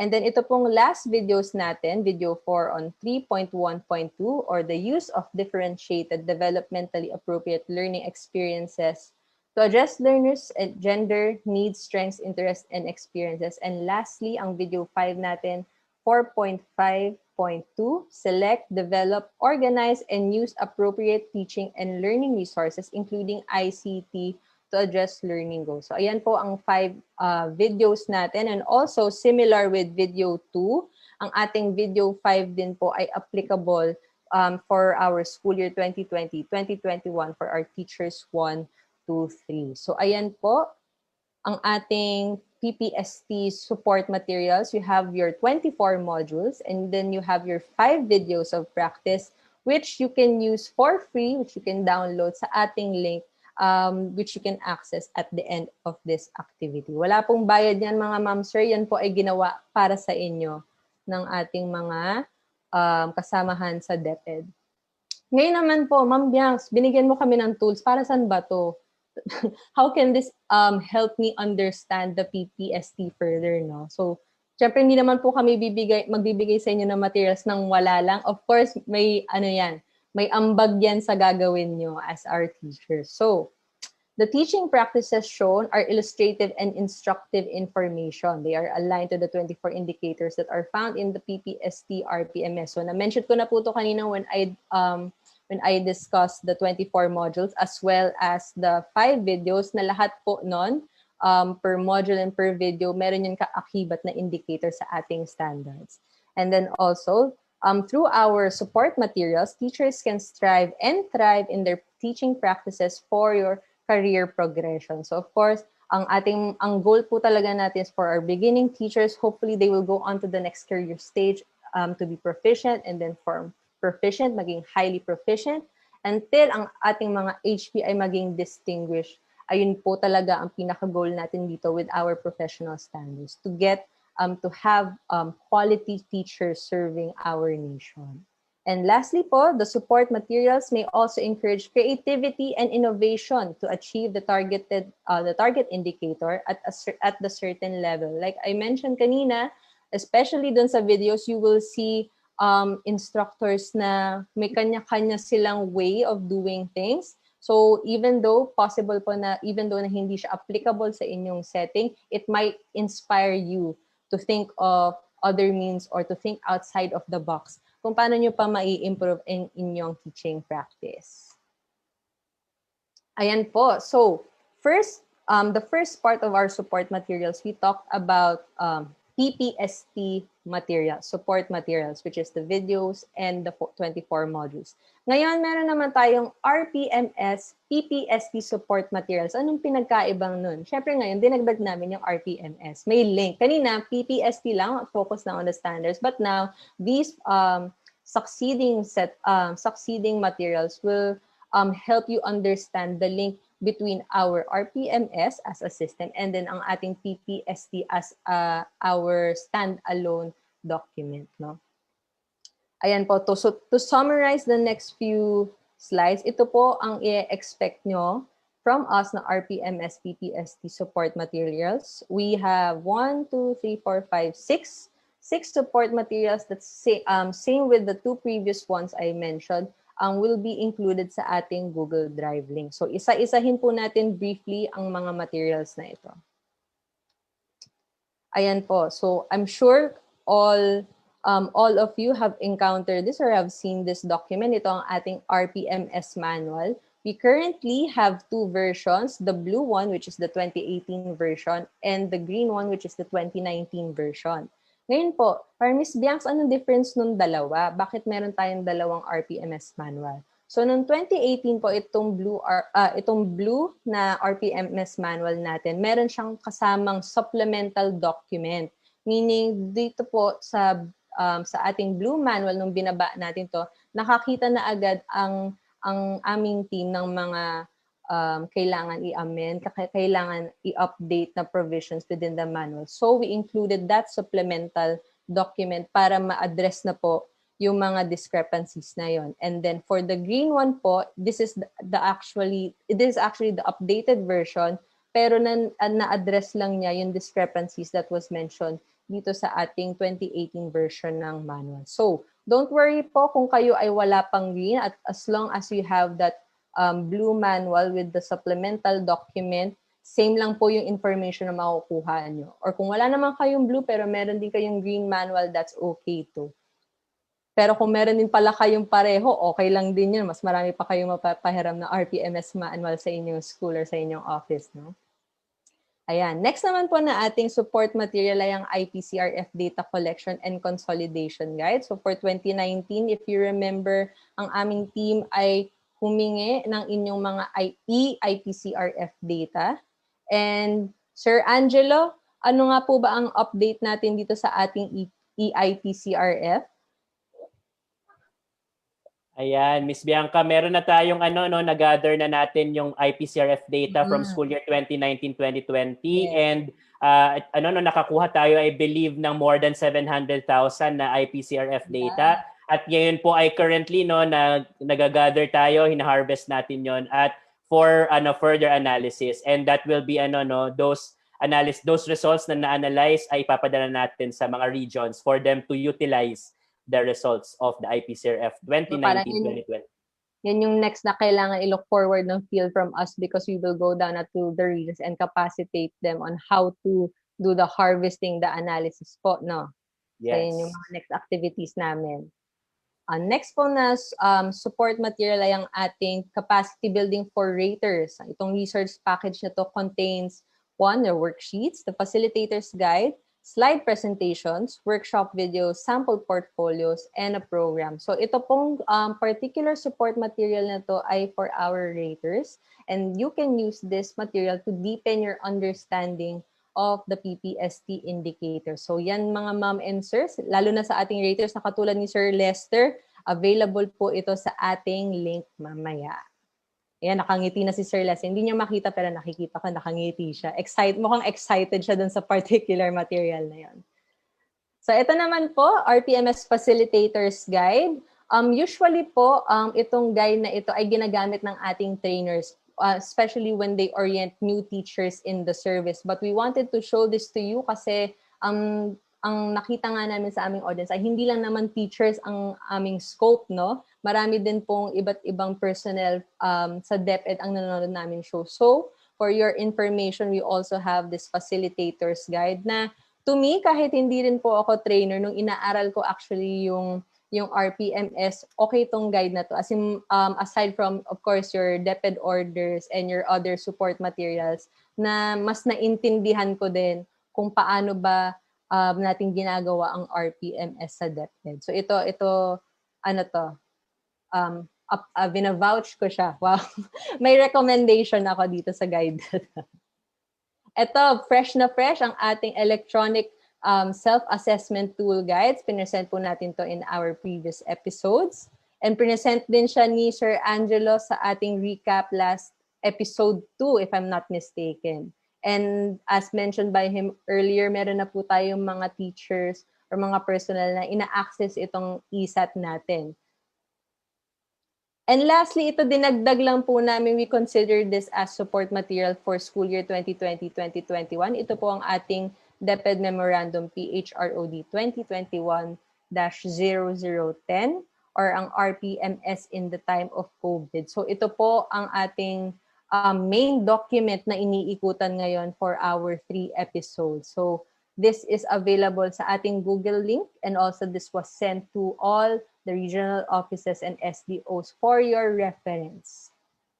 At syempre, bonus plug na rin po, shameless plug sa aking, sa aking bureau, dahil we are talking about what kind of support we can provide for you. Syempre, in-include namin ang aming DepEd BHROD Facebook page. Currently, parang siya yung tumatayo na help desk namin, no? So sa bureau, not just for RPMS, but for your human resource and org development concern. So habang wala pa tayong official na RPMS help desk, dito po muna tayo mga ma'am and sir, mag-message sa BHROD Facebook page and someone will reply to you as soon as possible for any of your HROD concerns.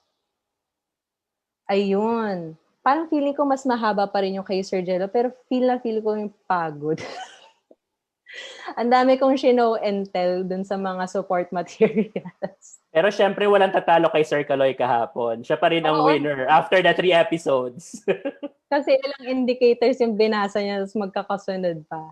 Pero hopefully mga ma'am and sir, we were able to show and explain to you po, no, lahat the materials that you need, all the tools, and na-clear namin yung processes that you need for each phase nitong ating RPMS. Sir Angelo, ano po ang next part natin? Mukhang natapos na tayo, Teacher Ads, Teacher Lester. Yay! Meron pa ba tayong Friday na ba ngayon? Happy weekend ba ito?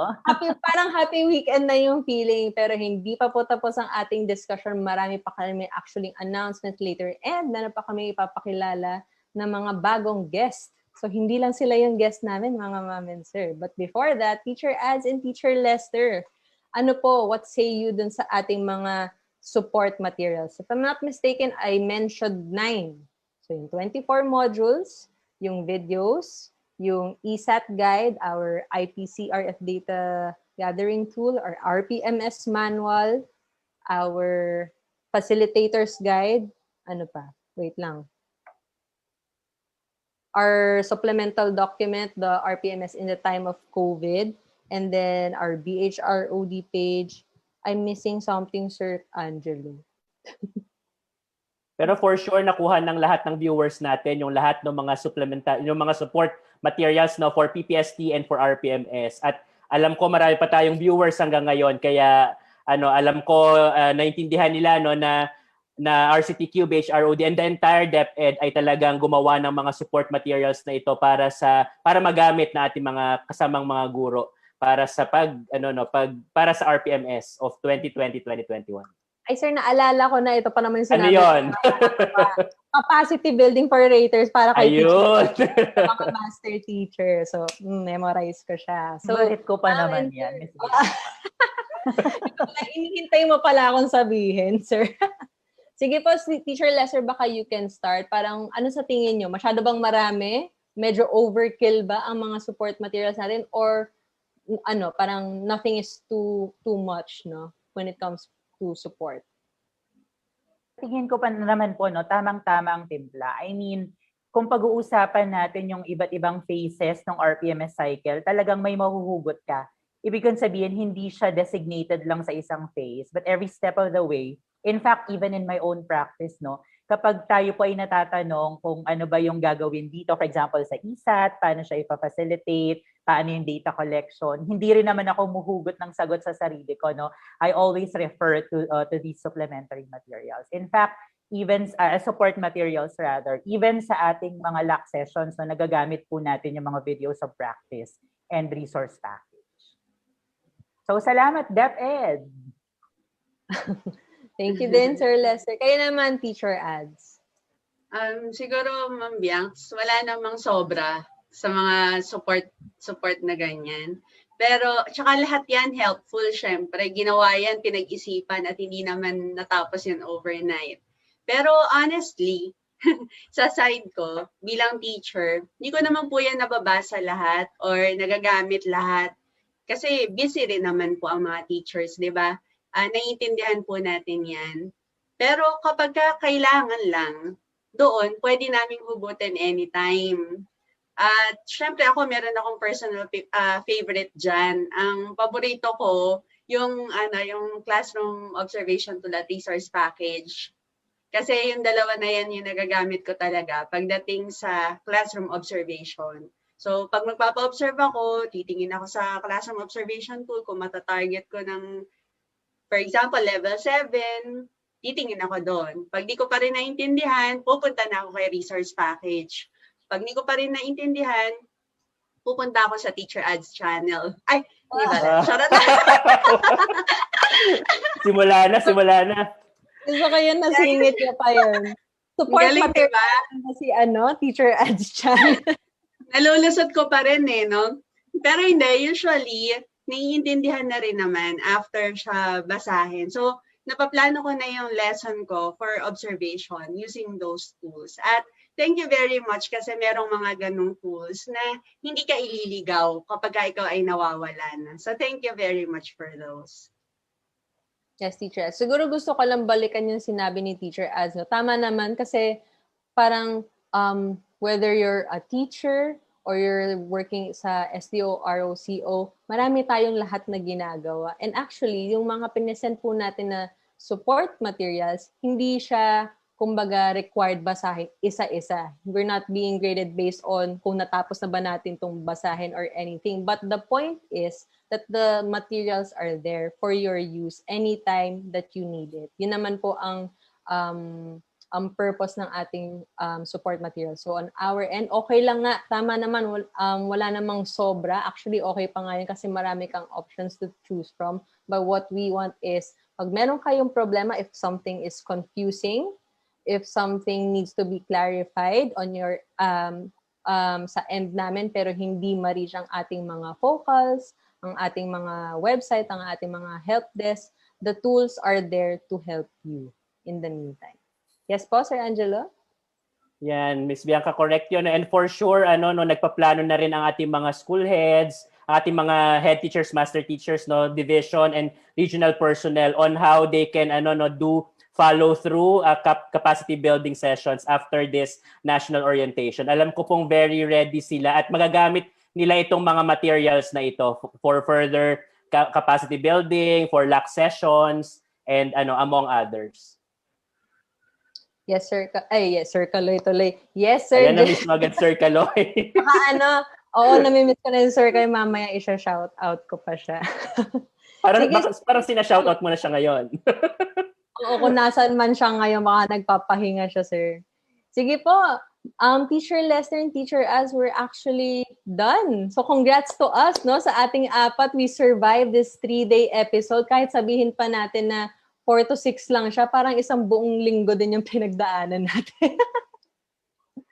Pero siguro final question ko na lang sa inyo, no? Parang, ito na, kanina tinanong ko kung ano yung key takeaways nyo the past 2 days. Siguro ngayon parang overall na lang po, no? Ano po ba yung key takeaway nyo overall dito sa ating whole activity? How was the experience? Kasi remember, I think by now over 2 million views na tayo, and we've engaged more than 100,000 people. Ano po kaya ano yung pumapasok sa isip nyo na nakasama namin kayo sa activity na to?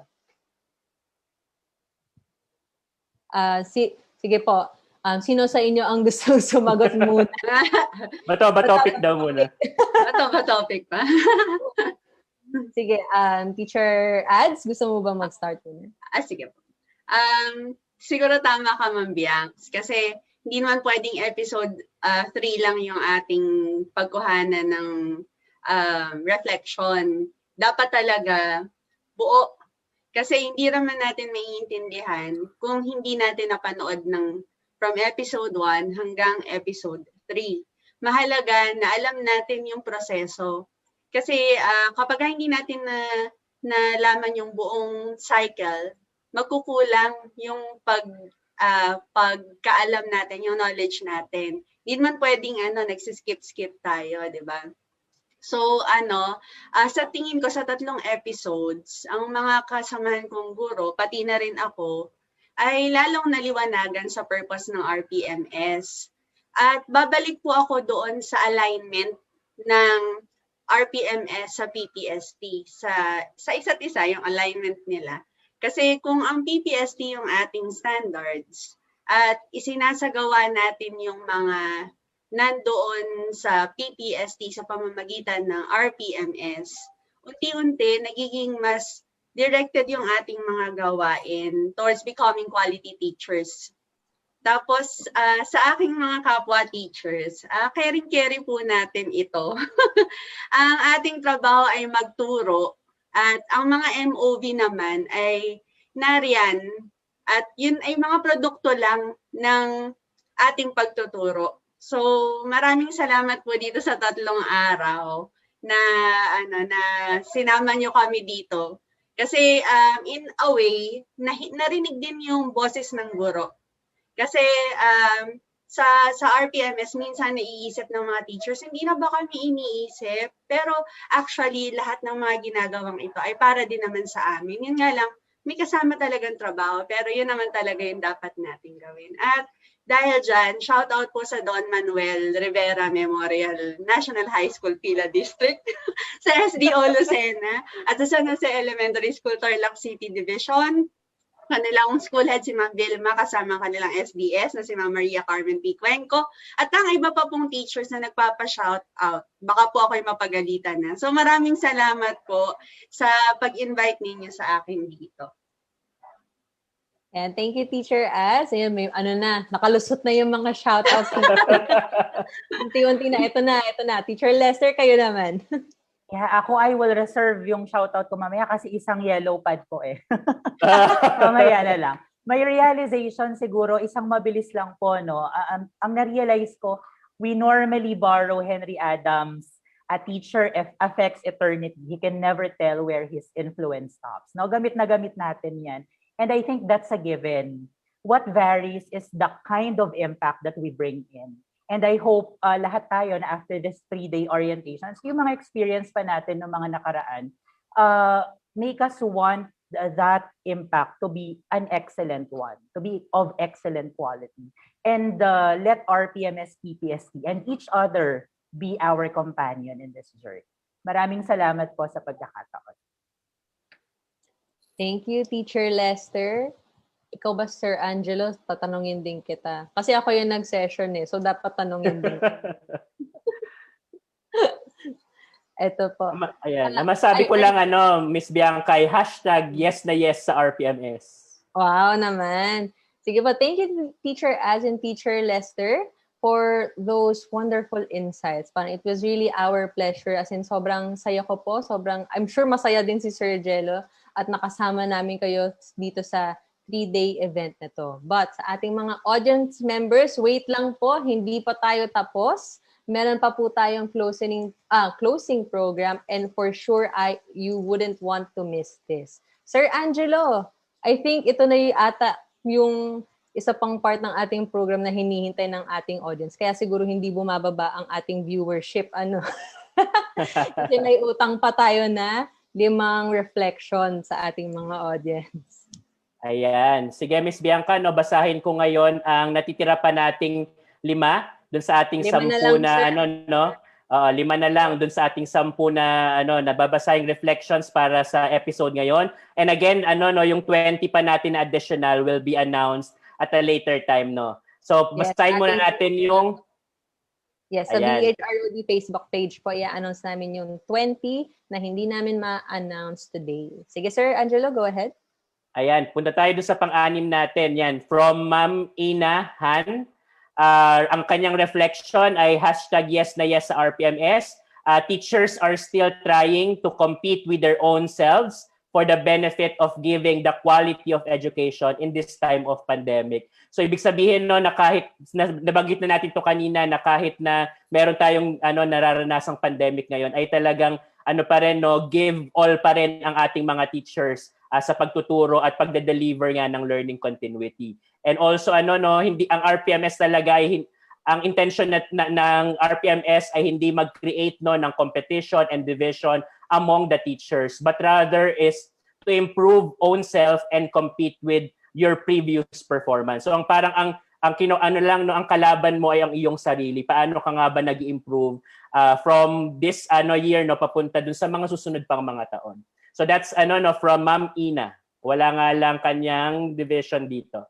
So ang ating pang-7 ay from Ma'am Mary Jean Vidad Nakuray from SDO Ilocos Norte. Hi, Ma'am Jean.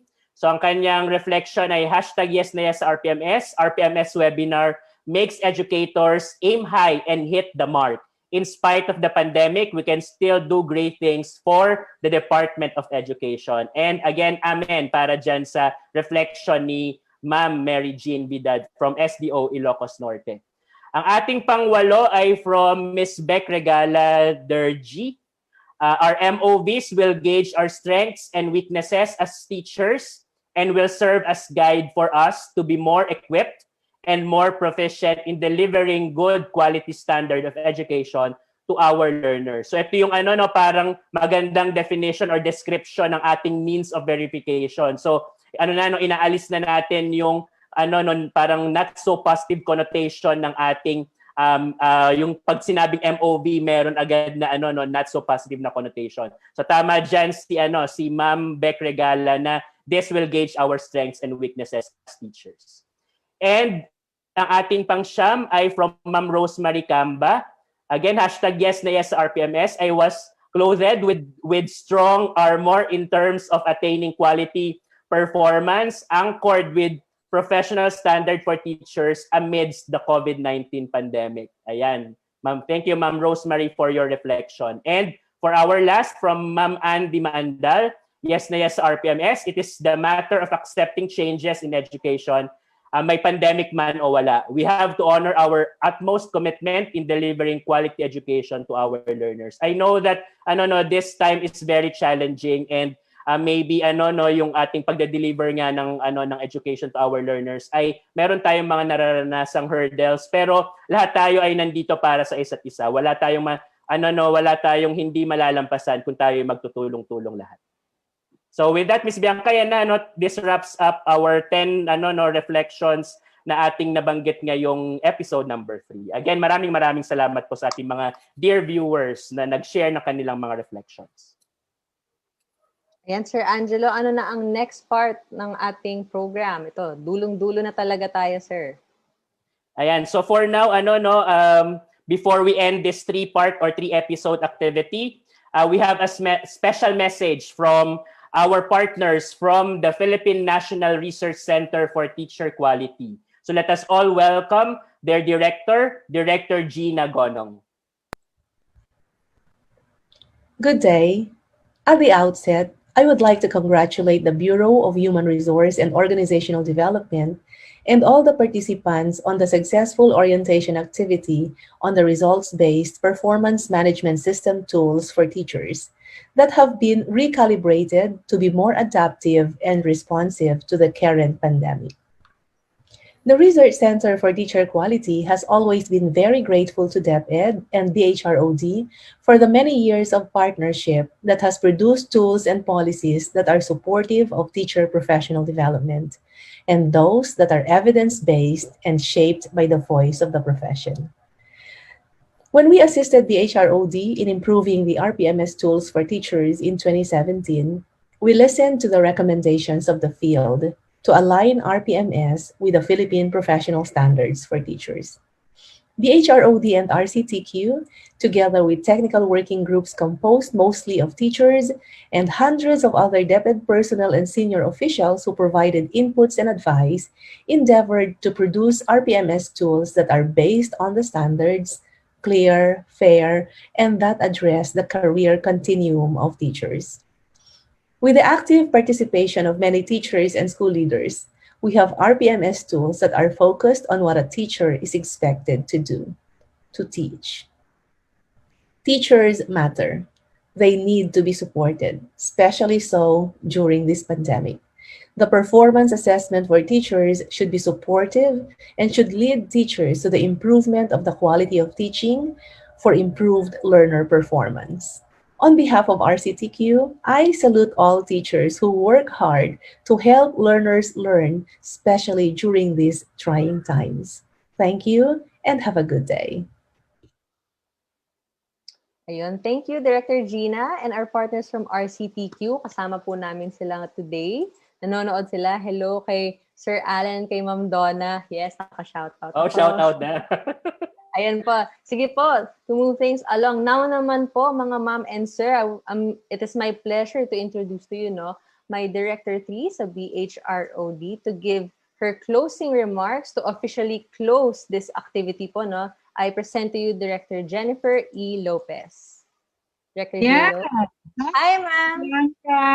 At kumusta na ang ating mga talents diyan, no? Talaga namang may mga artista na tayo, no? So, ang BHROD Talent Center din yan para sa inyong kaalaman. Bahagi yan ng HR. Okay? At batiin ko rin, shout out din natin yung ating mga floor directors dyan. Si Cecil, at of course, yung si Chanda, at saka si Kuya Manny, right? Thank you for helping us. Okay, so sa mga natitira pa, happy Wednesday at magandang gabi mga ka-DepEd. Andyan pa ba kayo? Sana na andyan pa kayo at nakikinig sa amin. Okay, so I will formally close now our 3-day national webinar orientation for you on RPMS. So as we keep on mentioning, the Philippine Professional Standards for Teachers is a commitment of the Department of Education to further strengthen our human capital, our efforts towards teacher quality, a commitment to ensure that teachers are equipped with the desired values and competencies that will enable them to contribute meaningfully to nation building.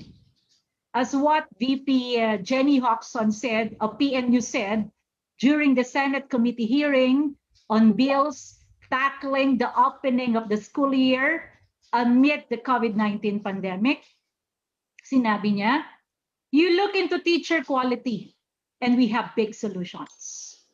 If we address the concerns of teachers, if at one table we can face one another and we can all define one definition, what teacher quality means, be it a face-to-face learning, be it distance learning, be it open learning, be it blended learning with books, with no books, with chairs, with no chairs.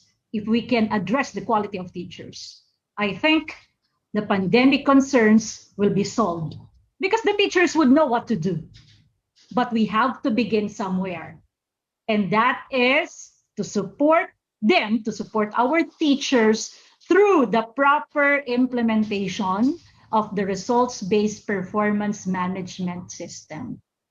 So for the past 3 days, our host and our teacher guest were able to recall the basic principles and processes of the results-based performance management system for teachers and orient you on the adjustments made for school year 2020-2021 and or managing the performance of teachers in the time of pandemic.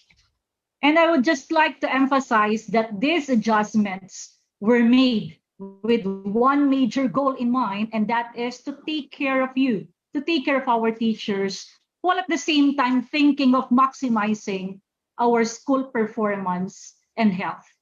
Would also like to share with you that the timing of the release of this adjusted RPMS guideline is also our primary consideration. We're only sharing this with you right now, for we want you to focus first on your welfare, on your adjustment in the new normal, personally and professionally. Our resource speakers from the BHROD, HRDD presented and discussed the changes or adjustments on the RPMS PPST indicators, the tools, the processes, the timelines for this school year, the adoption of distance learning and alternative strategies in the Department of Education has impacted in the way we showcase our competence as teachers. But as you may have noticed in the 3 episodes, these adjustments or these changes are all pro teachers because we are all teachers. Okay? I'd like to emphasize that. That is because we in the BHRUD are, and even our partners from the Research Center for Teacher Quality, headed by Director Gina, the members of the RPMS PPST National Technical Working Group, na sila rin na nagsalita ngayon, and all the field RPMS focals made sure that these adjustments, these changes shall not be of any burden to you, but rather help you do what you do best, and that is to teach with quality. As teachers, your only job is to teach with quality and shape the minds of our future generations, lalo na ngayon. It is our responsibility at the central office level, regional office, SDO, schools, to make sure that you have the necessary tools and support your need in order to make you more effective, whether in the classroom or even behind the computer screen. And it is very evident in the interest that you showed in the last 3 episodes. We felt ecstatic when we broke the record for the highest number of viewers in FB Live, kaya palakpakan natin. Okay, ang BHROD, ang team. We picked at more than 150,000 viewers in episode 1 alone. So meaning to say, it is already a testament that you, our dear teachers, you take teaching and performance quite seriously. Kaya may pag-asa na ang bansang ito. Okay? We do appreciate your engagement with us, sharing your thoughts, your questions, your worries, and in general, your overall support for this newly released RPMS PPST for school year 2020-2021 amid the pandemic. Our episode 1, during our Director Force opening message, she asked you how will we be able to uphold the professional standards and high quality of teaching when we are dealing with a bigger problem, and how will you be able to perform at our best when we are in an unfamiliar classroom, the unknown, right? My fellow teachers, as what I have said, the answer is you. It is through you that we will be able to achieve our ultimate goal of delivering quality, basic education for all of our learners. My question for everyone now, after this webinar, after this orientation, so what's next? So from our end, in the Bureau, we assure you that we will continue to improve our existing HR systems, not just the RPMS, but also our recruitment, selection, placement, learning and development, our rewards and recognition. Although as one DepEd, our main commitment is to our learners. Please know that in BHROD, it is you, kayo po, mga kasamahan kong guro, our teachers, our workforce, where our commitment lies. It is you who will think of whenever we come up with new policies and mechanisms to make sure that you will be the best in what you do. Strengthening our human resource, our human capital. Yan po ang laging nasa isip ng Bureau of Human Resource and Organizational Development. We will continue to duplicate or replicate this kind of engagement with you. This pandemic may have taken a toll on the way we do capability building, but for us, it has been an opportunity to think outside the box and use technology to further reach and support you. Nawa, napawi po namin ang inyong mga agam-agam patungkol sa RPMS, lalong-lalo na ngayon na ibang-iba ang pamamaraan natin ng paghahatid ng edukasyon sa ating mga kabataan. Sinisiguro po namin na hindi ito ang huli nating pagsasama-sama online, may pandemya man o wala. My dear teachers, this pandemic might have brought doubt and fear to our nation. But we in DepEd, whether we are in the CORO or SDO or schools, we know that each and every teacher serves as our light amid this pandemic. It takes one teacher to light that fire, to raise our learners' expectations for themselves and never give up on them. No matter how challenging it might be, all of us are here because at some point, somebody did that for us, our teachers. So as one DepEd, life-changing education has to continue. Kaya muli, I'm now formally closing this 3-day webinar workshop. Maraming salamat po sa inyong lahat. Stay safe and God bless us all. Back to you, Bianca. Thank you, Ma'am J-Lo. Ayan, so you just heard from our Director ng BHROD, Director Jennifer E. Lopez. Sir Angelo, Teacher Az, and Teacher Lester, nandito pa ba kayo? Nandito pa kami. Yes, Ayan, buhay pang dugo. Yes, sa RPMS. So, ayan yes na yes sa RPMS. Good evening na no, sa ating mga nanonood ngayon. So, we are now done. Yes, masasabi na rin natin na yes, done na tayo sa 3 episodes natin on the RPMS for school year 2020 and 2021. So, Sir Jello.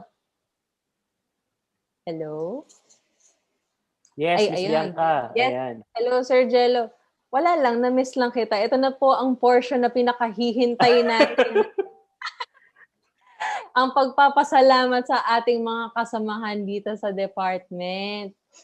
Sir Jello, would you like to start? Meron ka bang mga gustong pasalamatan this evening? Shout out na ba to? O pasalamatan muna natin si Teacher Lester at si Teacher Ads para sa pagsama sa atin sa 3 episodes na ito. At sabi ni Teacher Ads kanina na parang yung participation nila dito ay talagang isang manifestation na talagang napapakinggan ang boses ng ating mga kasamahang mga guro in the field at sa buong Department of Education. So maraming salamat Teacher Ads and Teacher Lester for joining us in this 3 episode activity natin for the National Orientation on the RPMS. Isa pong karangalan. Welcome po. Salamat din Teacher po. Ads and Teacher Lester. Sobrang na-appreciate po namin talaga. And na-appreciate ng ating 2 million viewers na nakasama namin kayo for these 3 days. Ito, Teacher Ads, Teacher Lester, it's now your time to shine. Sino po ang gustong mauna sa inyong dalawa? Alam ko, narinig ko na kanina pa eh. Nafe-feel Yellow ko pad. na marami kayong gustong pasalamatan, gustong kamustahin. Sino po ang gustong mauna? Teacher Ads? Si Teacher Lester muna. Okay. Para mas madami siya. Handa na ako. Yun nga Para eh, may parang feeling ko volunteer ako. Sige, go ahead, Okay po, Teacher. maraming salamat. Thank you, Ms. Bianca. Maraming salamat po sa lahat ng mga tumutok at hindi kami iniwan sa loob ng 3 araw ng ating orientation, RPMS TPST orientation. Salamat po to all the teachers all over the Philippines.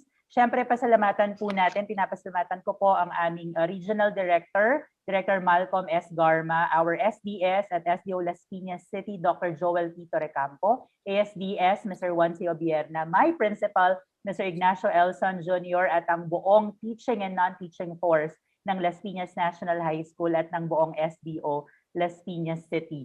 Mabilis lang po ng mga pabati.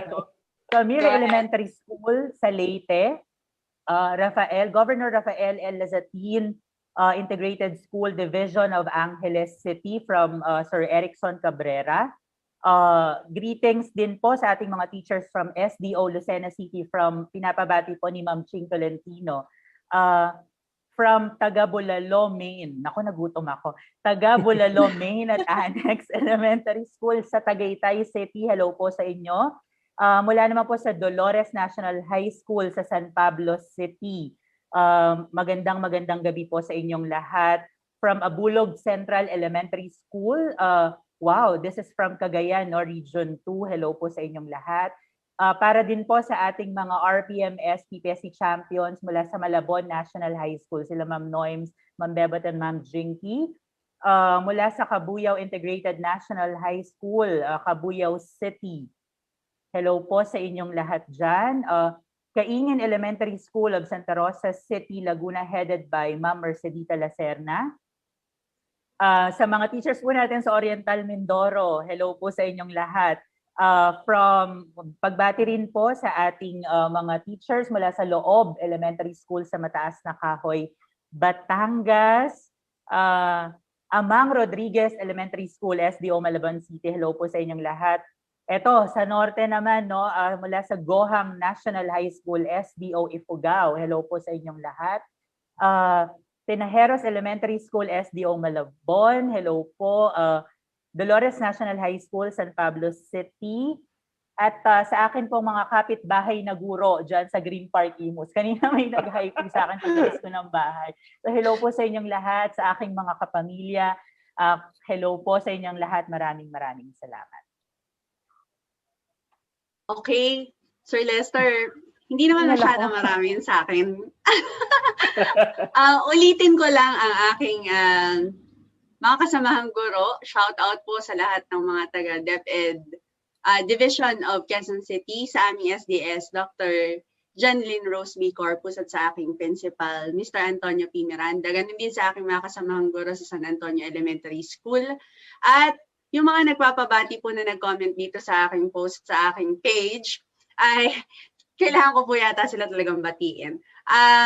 Ito po, Telegrafo Elementary School, Tolosa District of Leyte Division. Division of General Trias City, Pong Ferrer here. Pong Ferrer here. Tongohin National High School dito sa Infanta, Quezon, sabi nila. Marciano del Rosario Memorial Elementary School, principal nila si Ma'am Ludi Lamig. PSDS Ma'am Jessa Ison, SDS Ma'am Esa Mababa. Maraming salamat daw po. Sila po ay naliwanagan. Ganon din po sa Division of Tuguegarao City. Sa Marikina City, sa Barangka National High School City, Dr. Jem Paras, School Principal, and Ma'am Bel Batong, Assistant Principal. Parayo National High School, Binmalay, Pangasinan. Nakasubaybay daw po sila palagi. San Antonio ES din, SDO Camsur naman. At marami pa po dito. At ako po ay feeling ko yung dami-dami na. Si Ma'am Cecil Anyayahan, Magandang hapon sa iyo. Thank you very much po sa lahat ng mga nanonood. Pasensya na po sa mga hindi ko na-mention. Huwag po kayong mag-alala. I-mention ko po kayo sa YouTube channel. At kung hindi pa po kayo nagsasubscribe, maaari po kayong mag-subscribe sa YouTube ni Teacher Ads. Pakihanap lang po ang Teacher Ads. Click the subscribe button. Click like kapag po kayo ay nanood ng videos. Maraming salamat po sa lahat. Thank you! Ako na ba, Miss Bianca? Oo, ikaw na. Sige. So una magandang gabi and thank you for watching us sa ating tatlong episodes na ito. Mr. Edgar Elago from Hagupit National High School, Caraga Region. Ating siya yung 2020 awardee siya ng the Outstanding Young Man for 2020. And also to Sir Virgilio Torrio, Master Teacher 1 of Golden Acres National High School, SDO Las Piñas City. Also to syempre ang DepEd Division of Binyan City, maraming salamat po sa panonood. Lahat ng mga non-teaching personnel in the division and also school heads and teachers of the Division of Binyan City. Syempre, our school, Binyan City Senior High School, San Antonio Campus. Magandang gabi. Maraming salamat sa panonood. At after this 3 episodes, tayo naman ang mag-uusap tungkol sa RPMS PPST for 2020-2021. Also for DepEd Calabarzon, our Regional Director, Sir Willie Cabral, and our ARD, Ma'am Ruth Fuentes. Also to the BHROD HRDD family, maraming salamat po sa inyong pagtulong na maidaos natin itong ating 3-episode activity. And also to the entire Bureau of Human Resource and Organizational Development, Director J.Lo, Director Ann Rachel Miguel, maraming salamat po sa inyo pong suporta sa ating mga gawain sa Human Resource and Organizational Development. And also to RCTQ, maraming salamat. And our past team, Sir Manny, Kuya Jojo, Kuya Harold, maraming salamat po sa inyong pagtulong. And most especially, Sir Carlos Llamas III. Magandang gabi at maraming salamat sa panonood. Na-miss ka na namin. Ayan, Miss Bianca. Parang wala na akong binati, yun din yung mga babatiin ko. And then, sige po. So, ang aking shoutout, syempre po sa mama and papa ko at kapatid ko. Although sinabi kong huwag kayong manood, I'm pretty sure nanonood ko ngayon. So, hello, good evening po. Miss ko na kayo. Nagtatrabaho pa ako. May message ko kayo mamaya.